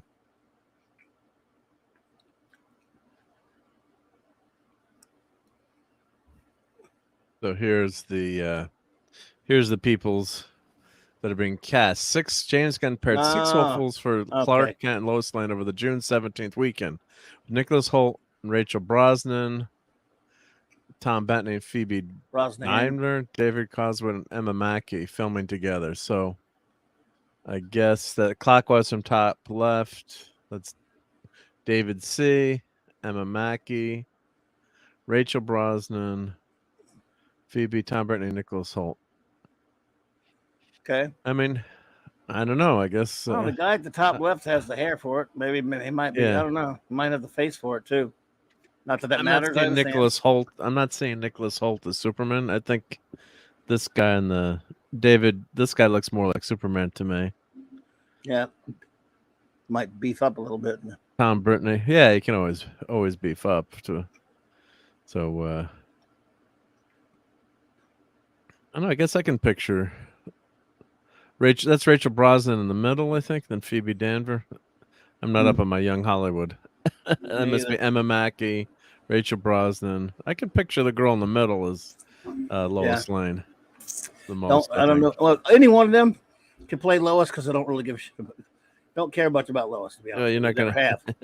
I want, and any one of these guys, I guess, might be okay. So, I mean, usually finding someone to fit the bill visually is not really the problem all the time. Usually they've been pretty good about getting the guy that looks the part, at least with Superman. Batman, they're questionable. But, Henry Cavill looks like a guy, yeah, you can go, okay, he can play Superman. Brandon Routh, yeah, looks like a guy, all right, you can see him playing Superman. I mean, obviously, Chris goes without saying, Christopher Reeves. So every time they've cast Superman, George Reeves, go down the list, they've done a good job of like getting the physical type right. Even what's his name, Dean Cain, or even Gerard Christopher. I'm not big on. I don't like Smallville, but Tom Welling again. Okay, fine. So they've kind of done pretty well with that. I don't think they've ever cast somebody that made me go, dude, that guy doesn't look anything like Superman. Now Batman, for some reason, it's a different kettle of fish. Going backwards, you've got Sparkly Bat Boy. Ben Affleck for an older Batman, playing an older Batman. Yeah, he's fine. I mean, it was good. It was good. But what I'm talking about here is somebody, when they cast them, whether you like their movie or not, whether you thought they were the guy. I'm talking about as soon as they announce them, you look at him and go, wow, that guy, yeah, he could play Superman probably. But when it comes to Batman, every time I'm like, oh, let's go from Sparkly Bat. We're going to go backward. No, we'll go backwards in backwards order. Sparkly Bat Boy. I'm like, huh? Well, what? All right, okay. By the way, I'm not talking about how it turned out. I'm just talking about initial first reaction. Okay. Ben Affleck. I was like, I would, in a normal movie where it's about an older Batman, fine. I don't think he should be that much older than Superman, but whatever. It's Snyder. It's going to be crap anyway. But let's go. And then you got before that, Christian Bale, right? His movies are okay. I don't look at that guy. I don't look at him and automatically dismiss him as a Bruce Wayne. I don't look at him and it turned out it was okay. But again, when they cast him, I was like, I guess he's okay. I don't really have a strong feeling, but all right. Before him, George Clooney. I'm going to pass on that credit one card because I can't stand George Clooney anyway, so I'm not fair. I mean, I look at his face and go, I mean, the guy's got the square jaw and all that kind of crap, but I just don't like him. But fine, it looks like a superhero. Yeah, that's all right. The movie just is garbage. Val Kilmer, big fan of his. I really was kind of like, I don't know about his Bruce Wayne though. And the movie's okay. I like Batman Forever. I mean, it's goofy shit. I really do like that movie. He wouldn't dye his hair though. Kilmer wouldn't dye his hair. He should dye his damn hair, idiot. But anyway, what I'm saying is, as fan of Val Kilmer, I don't go, hey, Val Kilmer should play Batman. Yeah, it doesn't. Once again, I'm like, okay, but I don't know. Michael Keaton, again, I think he did a fine job in both movies. The performance is good. But it's the biggest head scratcher when they announce him. I'm like, Michael Keaton? What? Yeah. What? Mr. Ma, for better or worse, that's what I did. Now, then you have to go all the way back to Adam West. I mean, obviously I was a kid before the casting, but if I had been like an adult and I knew what Batman was in comics and all that stuff, I'm like, whoa, yeah, look at that. I mean, that guy looks like Bruce Wayne. Then Robert Lowry and Robert Wilson in those serials, they don't really look like Bruce Wayne so much, but they're okay. They're fine. Yeah. So when I'm talking about the Batman, they never really nail it as far as soon as I see the guy go, yep, that guy can play Batman. Superman, they do nail it, strangely enough. Well, Christopher Reeve, I wonder if people were hesitant about that back then. It wasn't as much fan. Well, he was a little thin when he first hired him. Right? Yeah. But they bulked him up. David Prowse did, yeah. Yeah. But I wonder if back then, I'm just too young to remember, but I wonder if there's any who's this Christopher Reeve guy? As soon as we started seeing pictures, I'm like, whoa. He looked good. That guy, that looks like Superman. At that time, you got to remember, Superman, as far as a live action thing, was George Reeves and only George Reeves. Other than, obviously there was cartoons and comics. So I thought it would be a hard sell. Then they finally started putting some pictures in and some mags and some comics. And as soon as they started that I can't tell you the exactly first time I saw a picture of him, but when I first saw a picture of him, I'm like, oh my God. I mean, I was a kid. I'm like, that's Superman. Holy shit. But back then, you also had you didn't have obviously the internet, but you didn't have as much No. fan interaction. So DC Comics didn't started hear- putting some pictures. yes, but you never heard, oh, this is, there was never any instant, oh, this is great or this is bad. It was a gradual build. That's why when Batman '89 came out, they kept putting out all those trailers. They had that extra long trailer, a show on Batman. Bob Kane was on, showing you scenes from the movie. Because Right. no one believed, as Ravensclaw said, never bought Keaton as Batman. I did grow to I can't blame you. love him as Batman, but physically he's not. He doesn't work as Batman, although he's bulked up or he's filled out, I should say. With the Flash movie. But yeah, his shoulders. I've got the standee right here. I mean, he's when it looks like I could beat a Batman, it's not. He's a skinny. It's a skinny little.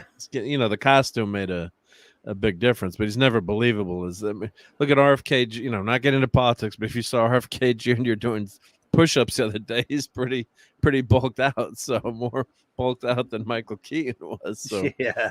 and Sparkly Batman.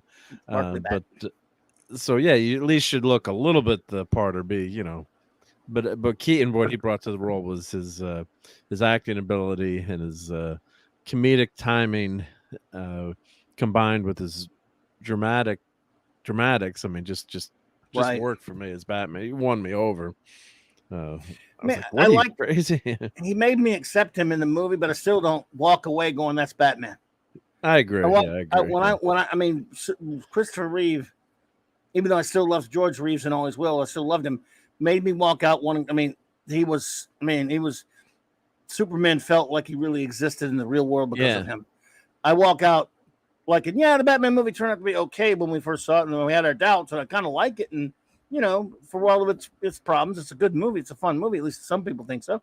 But I don't go, man, Michael Keaton. Damn, it's just I see that guy and I think Batman. I don't. He did a good job. His performance is good. When he's in that costume, I don't really like that much. He works fine in the movie for the story. Yeah. But I'm still seeing Michael Keaton. It's not his fault, but superheroes are very visual characters, and very few actors can embody that character so well that it makes you go, wow, that character's walking around in the real world. Chris Evans, putz the way he is in real life, sold me. First, in an abysmal movie, he sold me that Johnny Storm was kind of, he acted like Johnny Storm. Great. He was great as Johnny Storm. I bought him hook, line, and sinker as Johnny Storm. So that's why I thought, man, he can't play Captain America. He's Johnny Storm. And then he did that incredibly well. Does that mean he's a brilliant actor? I don't know. It just means that somehow, some way, he had the look right, and he's a good enough actor to play the boisterous, outrageous kind of, Johnny Storm.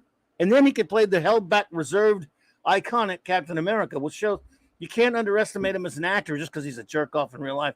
And combine that with his look, where he can look like either one of those, and he's pretty incredible as far as close as you can get to play an icon character and really, really pull it off. His Captain America is almost up there with the Christopher Reeve Superman for me. It was great when that entrance in Infinity War on the subway station, and the crowd goes wild. I mean, people were like almost want to jump out of their seats when Cap shows up. And I got to say too, it's another thing, when you're in the movie theater, when you watch it at home, it's good, but it was nothing like opening night in the movie theater when the train goes by. I mean, the theater went crazy when Cap. She's like, "Your ass is grass now." I loved it. You gone? Did you Mark cut out? Is everyone hearing me? Oh, can you hear me now? Oh, there you are. Yeah. Oh, I think maybe my mic got messed up. Yep. Okay, yeah. I self-censored myself. I was saying what a fantastic scene that was. Yep. I don't know if it's heresy. I mean, if you're talking about the Christopher Reeve thing, I didn't say it was better than Christopher Reeve or anything. I said his performance as Cap is way up there with one of them. I mean, when I watch him as Cap, there was one scene at the end of the first Avenger. when he's in the plane and he's about to have to put it in the water, when his helmet's off, it's because they always take his damn headpiece off too much. Thanks, Fandy. He his face looked like Jack Kirby drew it. So No, he's got the look and the physique. He's got both. Yep. Yeah. No, I mean, Evans is a good actor. But yeah. Oh, no club, was it? I mean, my comment about George Reeve. Oh, I mean, Reeves? Oh, I didn't see the comment. I'm sorry. Oh, he's saying he looked like a fat guy and a girl to him. Or was that what I'm paraphrasing? Well, it's not, I don't know. I wouldn't call it heresy. I just don't believe it. I mean, don't agree with it. I loved him. I mean, I thought he was a really good actor. And, I mean, yeah, he didn't look like one of the big, he looked like Superman was drawn in the comic back then, though. Kind of a normal sized guy in decent shape, but they weren't really big, muscly guys back then either in the comics. Kirby kind of brought that to comics as far as like superheroes being like all ripped and stuff. So, yeah. And Evans, like I say, it always pains me to this day, the dumb shit he says, because, man, the guy, I mean, he's to the point I would never want anyone else to play Captain America again. Just like, again, that's because I don't think it would work. I guess someone else could do it. Even though I would accept someone good as Superman, even though since I can't have Christopher Reeve back, or George Reeves for that matter. But was he better than Reb Brown? Yes.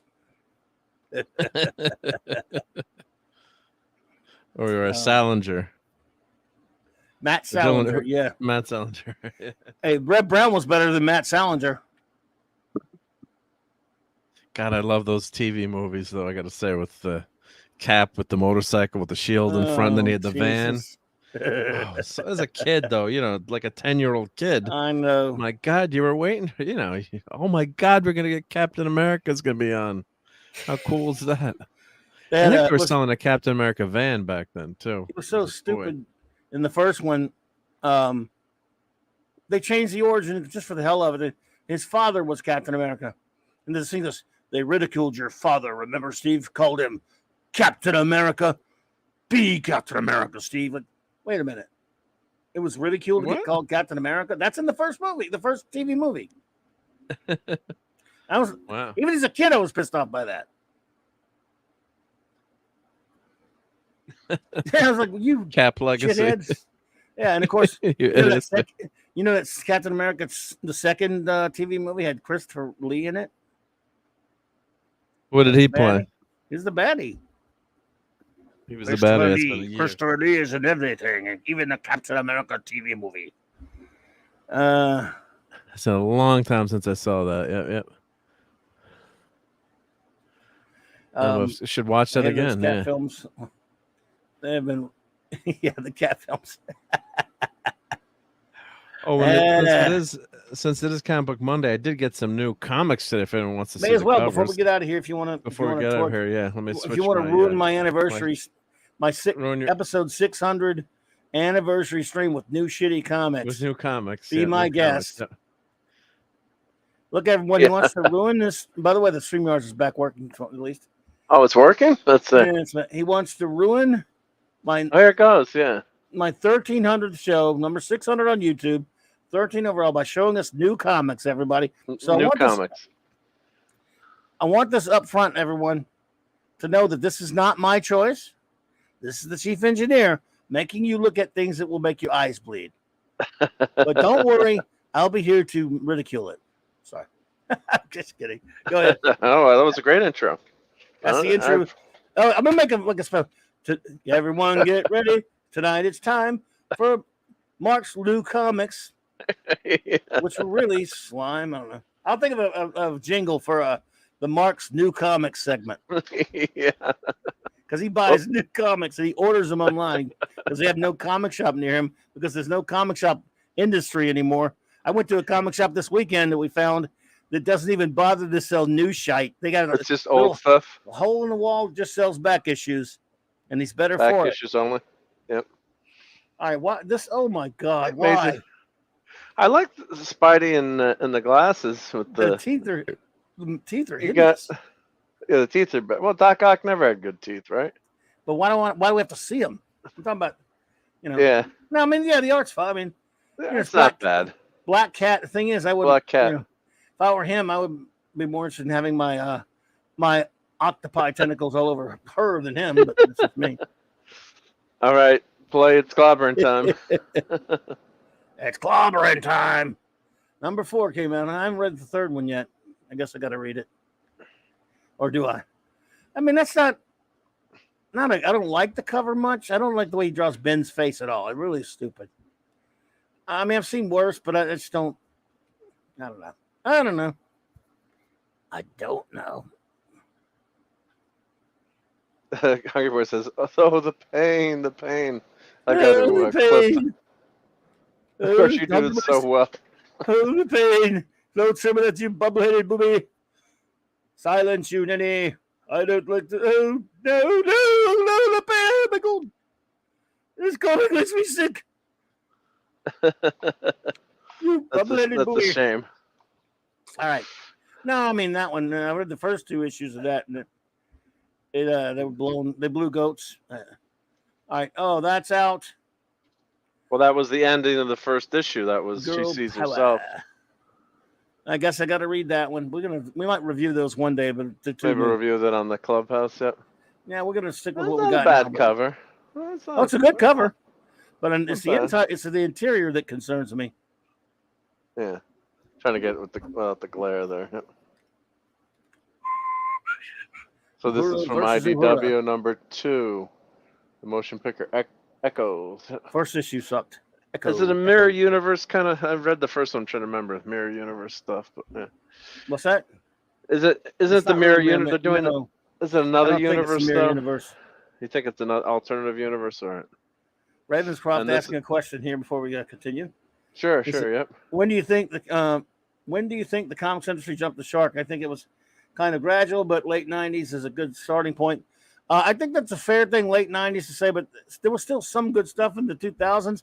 For me personally, they went off the deep end with the Screw 52, and I'll tell you why. It was actually doing some okay comics. The events were getting a bit too much. But see, I don't like Ultimates, but at least they allowed fans to have the choice of reading the normal Marvel Universe or Ultimates. Well, DC came along, did their own like little version of Ultimates with the Screw 52, and then threw out the other universe, their normal universe, in the garbage. Of course, later they admitted it was shit and changed it.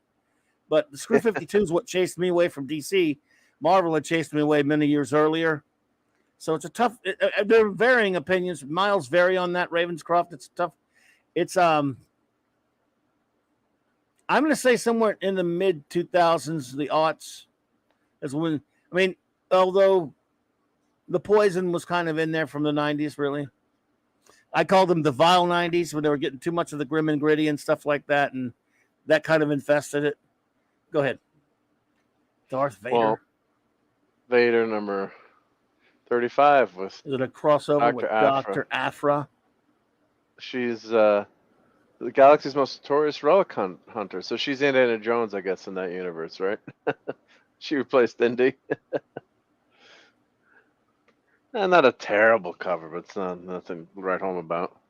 This one's not bad. I guess I'm kind of jaded by how bad most of the covers are. Ravenscroft, I totally agree with you. I hate Ultimates, and I hate the grim and gritty dribble. Wolverine. There's a Wolverine comic. I get the. Yeah, it's Wolverine. Yeah.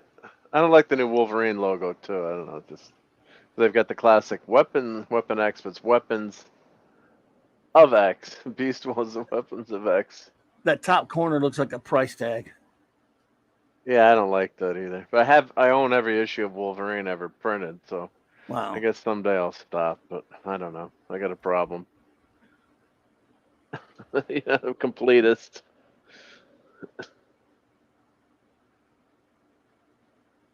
Nightwing. He's up to 105. I guess it's an interesting enough cover. That's all right. That's all right. It's not like, oh wow, it's amazing, but I guess he better put his goggles on, right? But that's all right. No, this is You not actually looking read any of good. that stuff? Yeah, I read it. Yeah. Some of it's pretty bad, but yeah. Don't look at this, Hungry Boy. This is gonna kill Hungry Boy. Hungry Boy, do look at This this. is gonna kill him. This is the Avengers #2. Oh, I got Number crap. 2, I gotta really? Google. Whoa. I mean, this might be worth How- a lot of money. Avengers #2 from the Avengers number 60s. 2 from 1962. Yeah, from 62. Yep. 63, sorry. So 63, yeah, this is a 60-year-old comic right here. It's Avengers number 2. That's pretty. Look at Thor. Looks horrendous there. This is torture, says Bush Pan down.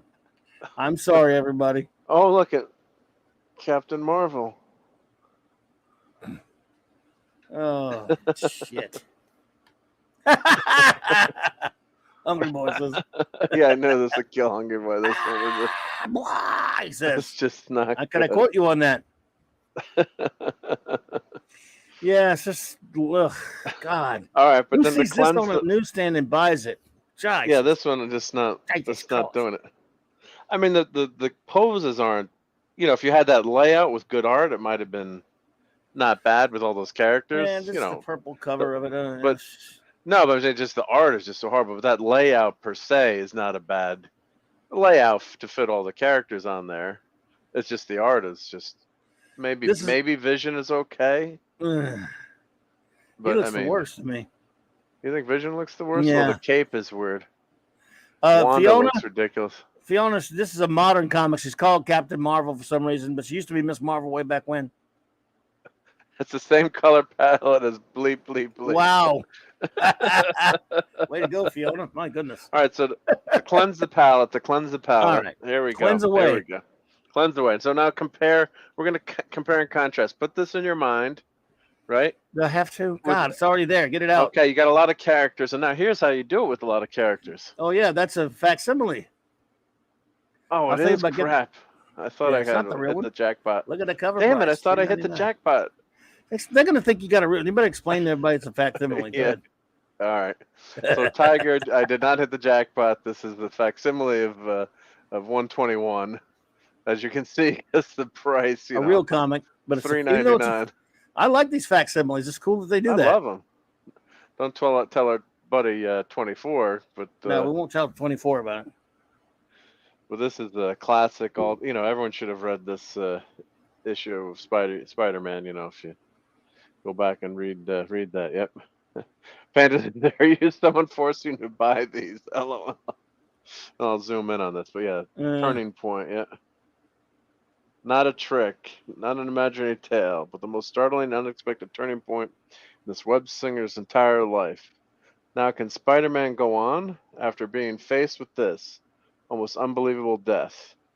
Wow. And a lot of times it does tell you on the cover, I guess. No, damn, Shocking that's the issue. surprise Shocking villain. surprise supervillain. And look at Aunt May when Aunt May was actually old. But who? Instead of Melissa Torme. Close. Who's about to die, but who? Man, that cover is pretty disturbing. Someone I cannot save. Yeah. That's just an all-time great cover. Yeah, class. This issue pissed me off, though. I mean, I don't think they needed to kill Gwen, but it's a classic. It happened, you know. Yeah. Look, just compare and contrast. Ravenscroft, thank you for being here tonight. Appreciate you. Have a good night. Take care. Hope you enjoyed the covers, or at least the last two. Yep. And Bushman does this. Marvel should send Mark D some kind of token of appreciation for not canceling orders. Yeah. And tons of origins of Marvel Comics. Is that a trade? Or is that a... It's a trade. So it's #1. Let me open this sucker up and see what it was. I thought it was a facsimile, but it's pretty darn No, thick it's not there. a facsimile. Well, it might just be a different cover, but it may... My Sons of Origins of Marvel Comics came out, and it was a pretty big paperback for my Fireside in the 70s. Right? Yeah, it was a big paperback book, like a couple hundred pages at least, right? Yeah, yeah. So let me get the tape up here. I hate these. The place I buy from, they do a fantastic job, but I usually buy the resealable bags, right, which are the best ever. and they don't do the receipt, which I can kind of understand because it would take them forever to. But I just hate when you take your books out of these, then you put them back in, and the tape messes up your covers. It's the worst. It's just Parker Luck, what's up? He has the original 121 and 122. Oh, nice. Got both in the 90s. There you go. For $21. Ah, there you go. This is like some kind of was this for free or something? No, I paid how many smack rolls for this one? Let's see. Does it have the price on here? Yeah, it's just I guess it's that book done in a different format. So Incredible Hulk 1, Journey into Mystery 83, Tales of Suspense 39. So you got the first Hulk, Thor, Iron Man. You got his first Doctor Strange and the first Daredevil. Yep. All reprinted in that format there. Oh, there you go. See. I think it was $8. Yeah. Yep. $8. Yep. Which is not bad for these issues. So yep. Relives the debut appearance of even more pop show icons. We celebrate the legacy of the House of the Idea, Marvel Tales. Yep. So Journey to Mystery. That was Larry Lieber on that one. Wow. That's right. Yep. Tales of Suspense. So yeah, so these just collect. Let's flip through it. Yeah, they say it was Larry Lieber. We'll look at Kirby. 1963, July. And then a new book coming out called 1963. That's Yeah. Yeah, read every comic from Marvelous month from the Marvelous month that launched the Avengers, X-Men, and much more. So maybe they're printing every book as a facsimile because those actually sell really well. So Indeed, Matthew Pounder. Yeah. This is a great coffee table book. Steve, I have those books as well. Great stuff from those Fireside paperbacks in the 70s. Origins of Marvel Comics, Sons of Origins of Marvel Comics, The Superhero Women, and Bring on the Bad Guys. All great books. Love them. Got them. I love this. When I first read this as a kid, when someone had Sons of Origins, I couldn't believe how good that was. And to get to read it, you're like, oh, I can actually read it. This is so good. Yeah. There's the Hulk, Gray Hulk. Hulk Gray. The Kirby Hulk. So is this the same as Sons of Origin, or is it just? No. They're calling it that. The first book had what's called Origins of Marvel Comics, and it had Fantastic Four #1, Spidey, Hulk, and Thor, whatever. But then this one, then the later one had in other words, they're calling it that. It's not this is not all the same stories that were in the original. That was called Sons of Origin. It's probably less, right? It's a lot less. Yeah, didn't they have Doctor Strange? Didn't they have Doctor Strange? It did have Doctor Strange in it. Yeah, it did. Yep. But the biggies, the FF and Spidey and Thor and and Avengers and stuff like that were in the first one, which was called Origins of Marvel Comics. So Jennifer Grunwald. I'm assuming that's Mark Grunwald's wife. Yep. So this is it's Marvel. They're calling this Marvel Tales #1. Sons of Origins Marvel Tales #1 is a full title. So I wonder if this is going to be an ongoing series or. I don't know. But this would make a great gift for like a young kid too. That's what was so nice about these comics. You could read all those origins. Yeah, then you could see how Thor and Iron Man were created, and God, it was just so good. Yes, sir. Well, yep. Cool stuff. Thanks for showing that. It should be like a regular segment where we make fun of you for buying new comics. Yeah, suffering with Mark. A couple of good ones. Couple of good ones there, though, right? I mean,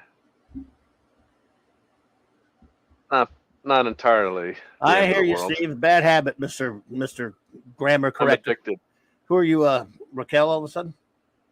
Oh, what did I say? No, he was correcting me for saying sons instead of saying Son of Origins. Mr. Pedantic. Thank you, Steve. Sons of a bitches. This country is safe again, Super Steve. Thanks to you. No, sir, don't thank me. We're all part of the same team. All right, folks. Well, I tell you what. Thank you all for hanging out with us tonight. It has been a pleasure. The pleasure is all mine. Got through another landmark. Clobberin Times issue number. Well, 600 on YouTube, 1,300 overall, 1,300 overall. Why someone let me do that many shows? I don't know. I don't know. Mr. Scott, you fix the barn door after the horses come home. I said, how much refit time before you can take her out again? 8 weeks, sir. But you don't have 8 weeks, so I'll do it for you in 2. Mr. Scott, have you always multiplied your repair estimates by a factor 4? Certainly, sir. How else could I keep my reputation as a medical worker? Scotty, your reputation is secured. And everyone knows what movie that is from.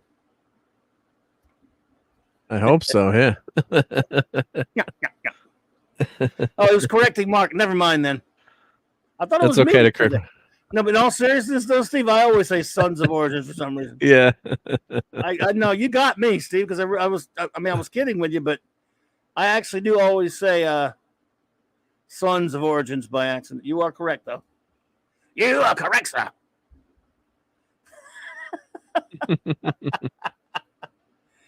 Oh shit! Thank you, Oliver. Well, anyway, yes. Oh, that's a good thing that you're all doing there. I forgot the great Mark D is here, but I mean the great Mark C as well.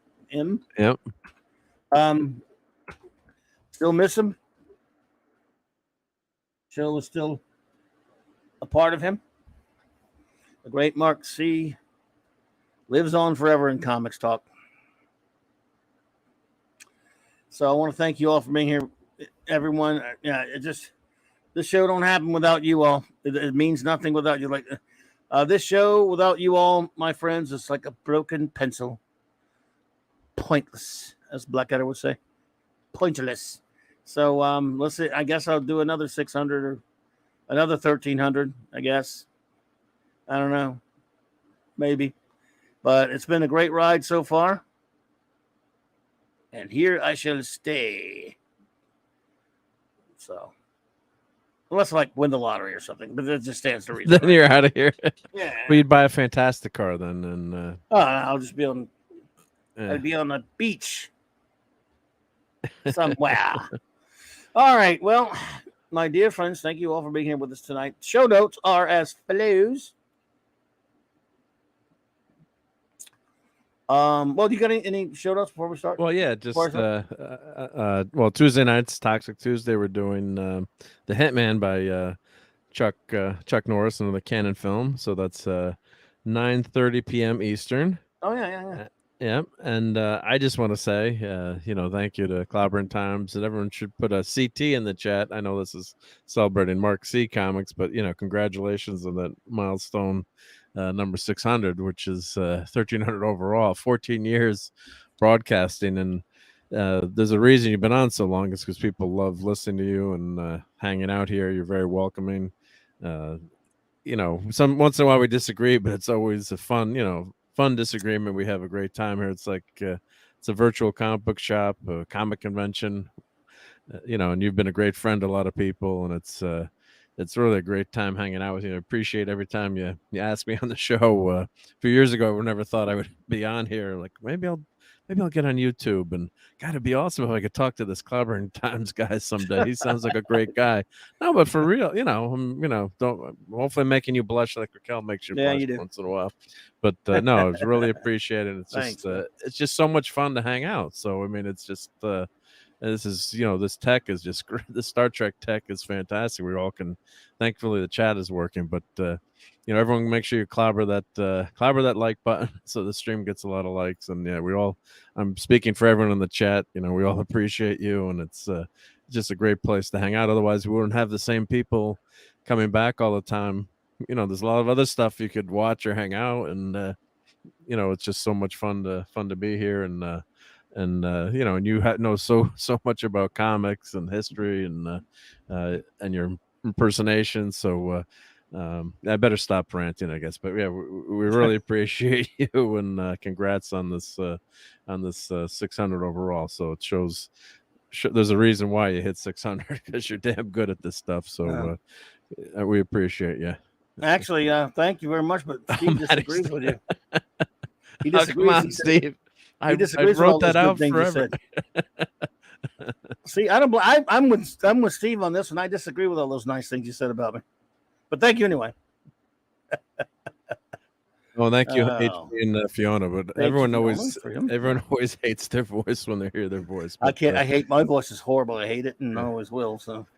But I just no. Thank you for those compliments. But hopefully, I just got whatever my voice sounds like. Hopefully, I got the right sentiment across. But that's it sounds fantastic. Sounds great, dude. You do have a great voice for radio. Anyway, look, thank you. You've been a fantastic friend of the show. Made two of the greatest friends I've ever made, just in terms of hanging out for real. When it comes to you and number one, you and Raquel, you make doing this so much fun. But so does this great chat. Our good friends we made in the chat. You've all been fantastic. I'm lucky enough to have great friends in real life, like Maddie's daddy, Steve Mitchum. We've been, whether you like it or not, dude, we've known each other 40 years. He doesn't like to know how old he is, but he's old, I guess. Oh, God. But you, sir, have been such a fantastic friend over time, and I appreciate you being here, man. You're the best. Thank you so much. Yeah. And Maddie's daddy has been such a great friend to me, and just having him a part of this group as well makes me happy. Steve, brother, I always appreciate you, man. And just a good friend. Let's see. Fiona brings me back down to earth with this one, I guess. Sounds like Wolfman Jack when his foot gets caught in the door. Wow, that's even worse than the way I talk about myself. That's pretty bad. Wow. No, I think it's a compliment. I think it's a compliment. No. Yeah, no, that's a compliment. Wolfman Jack is awesome. If that's a compliment. Hey, that is a compliment. Yeah. I don't talk like Wolfman Jack, baby. No one talks like him. Yeah. Hey, well, this one. Clobberin baby. They're clobbering everybody's jets and that. Yeah. I don't. Wow. Now I may never broadcast again. Yes, it's a compliment, silly. Yes, and Maddie's. I said, "Geez, get a chat from." I like that. Steve's always great with his wit. Yep. Yes. Yep. That's a compliment. It is a compliment. Wolfman Jack's one of the all-time great voices. Yeah. Wolfman Jack was in an episode of Galactica 1980. Just saying. So he was. I'm not kidding. He really was. Don't argue with me. He was. You call this archaeology? Or sail into history? Yes. Pussy Galore. He was one of the most famous, successful radio personalities of all time. Oh, I'm very familiar with Wolfman Jack. Yes, indeed. But I'd rather sound, it's Wolfman Jack, but I would rather sound like Dr. Demento. Hello, Dementos and Dementites are here for the Clobberin Times. Well, it's time for number 600. This is it. Here we are from the one. Okay, I'm becoming Dr. Demento instead. I miss Dr. Demento. All right, everybody. Thank you so much. Quick show notes. I want to again thank the great J-Man and Sean for having me over there, hanging out with me tonight, reviewing some Legion. What do we got going on here? Tomorrow night, Tuesday night, and Thursday night, I'll be hanging out with the great Tom Connors at Midnight's Edge After Dark, 6 p.m. Central, sorry. And 7 p.m. Central for the comic book roundtable with Loki and the gang on Loki's channel, if we're having that this week. I hope so. And then Wednesday night, I will be back here, same Clobby time, same Clobby channel, I should say. Wild Card Wednesday night. And then Thursday night, Clobby's Clubhouse with the most wonderful first officer in the fleet, Raquel, and the coolest chief engineer in the fleet, Mark D. We will hang out. We'll have some reviews, a Tales of Tomorrow, a UFO episode, a Star Trek comic. So looking forward to that. And then, of course, Friday night with the Nick and the comic shop boys, 8:30 Central Standard Time for that. We're reviewing some more issues of Steve Ditko's run on Amazing Spider-Man. And then Saturday night, Star Trek, same Trek time, same Clobby channel. 4 more episodes of Star Trek. Great Space Line. And then, of course, These two, if he's here, if he's having it, Sunday Night Geekery, 10 p.m. Eastern, on Mark D's great channel. If not, it'll be the next week. But I just thought I would announce. Go to his channel and subscribe. Put the link in there. I think we might be doing it. I'm not sure. We might be away for the 4th. So, yep. It's the big 4th of July weekend. So, hey, anyway, Cardi's here. Cardi, is he here? Cardinal Sin, what's up, buddy? Thank you, man. Thanks for popping in. Again, everyone, thank you so much for helping me celebrate this milestone of 600 episodes on YouTube, 1,300 overall. Could not have and would not have done it without you, my friends. I'm going to do some shout outs now to my friends. This one you thought the filth couldn't get any worse. We have Strange Knee Woke. Oh, I saw that filthy trash, Fiona. Strangled Dude Worms, episode 2. Hey, Lisa. Good to see you, Lisa. Yeah, we were just about to mosey on out here, but it's lovely to see you. Strangled Dude Worms is total trash. Well, so anyway, shout out to our wrenchers, of course, the great Eric K., the Bronze Wrencher, the great Chris Persia, Vindicator Wrench of the North, the great D-Bud Martin, Wrench of Iron, the extraordinary Lord Thoth and Lady Thoth, God and Goddess of Wrenching. Avon lives and long live the Legion. My extraordinary pal and partner in crime on Earth, B, and Legionnaire Reviewer Extraordinaire, J-Man the Wrench Without Fear. The hungry boy, master of the Clobberin comics artist extraordinary, HB, the great Wrencher Supreme, Super Wrench, Cal L. Oh, thank you for all you do, buddy. Really appreciate you, man. This is a landmark show. I'm going to take my time saying the goodbyes. Maddie's daddy, Thorin Vegas, the great Steve Mitchum, wielder of Wrench Mjolnir. What a great long-time, lifelong, real-life friend. Good to see you, buddy. I'm always happy to have you here, man. Fanty Outside. Phantom Outsider has been with me a long time and a good buddy and a true pal. Knows comics and loves hanging out. And he takes a pounding for me because he knows I like to pick on him, but he knows I love him. I hope he knows that. And if but Fanty, always good to have you here, brother. No, thank you so much. And now let's see who is here with us tonight. Of course, the lovely Lisa popped in for the last moment. Lisa, lovely to see you here. Thank you so much. It's great to see you. Sean Cutter of Mars. Thank you for being here. I know you're not much into comics, dude, so I appreciate you being here, Sean Carter. You're a good friend of the show. Darth Scipio. Darth, take it easy, Darth. Have a good one, man. The great Cardinal Sin. Gil, hope you're doing well, buddy. Good to see you, man. Thanks for dropping in. Let's see. Matthew Pounder. Great to see you. The lovely Fiona M. Fiona, Princess, always fantastic to have you here, my dear. Thank you so much for being here. Let's see. I have to scroll, so it takes a while to get to someone I haven't acknowledged yet. So I'm Brian Hepburn. Thank you, Bush Pan Down. Thank you for being here tonight. Oliver Belamonte. Keely Chow. Roll that tide.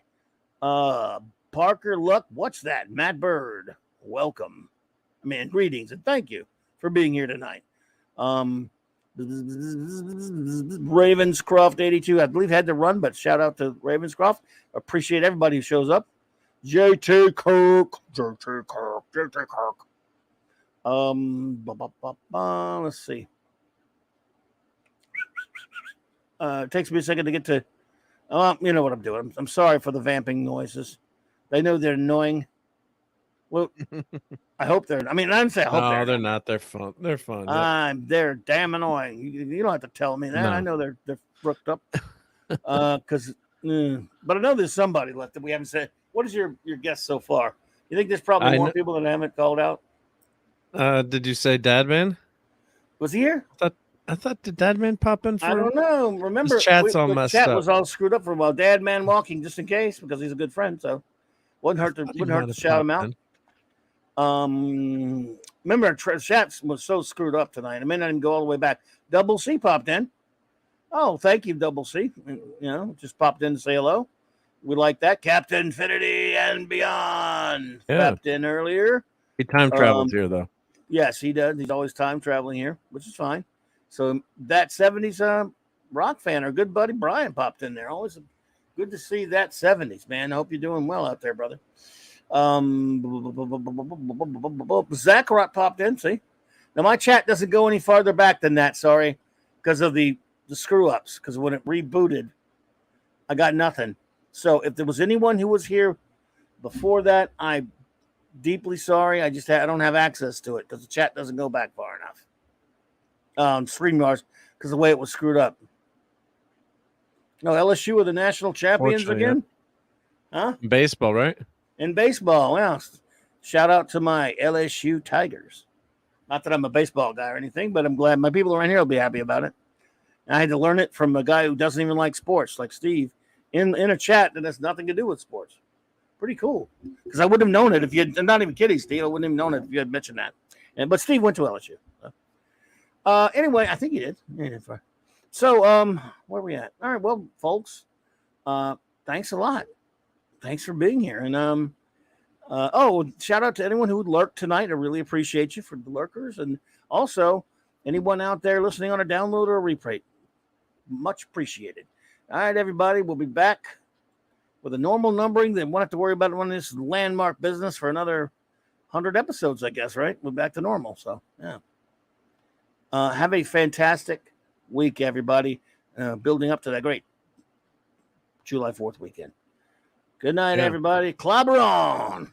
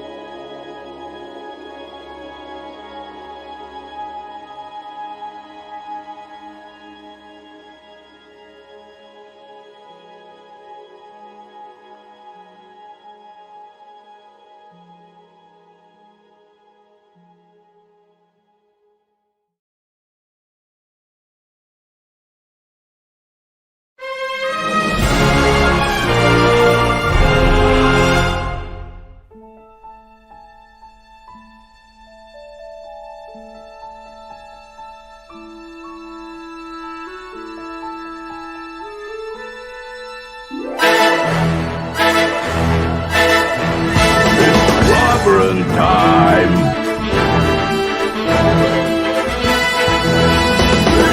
Clobberanimo!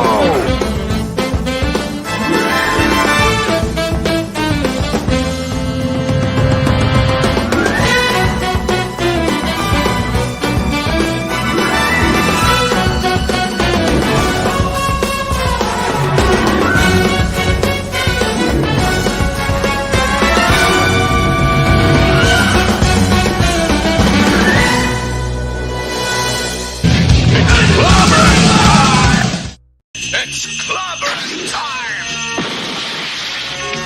I just love clobbering time!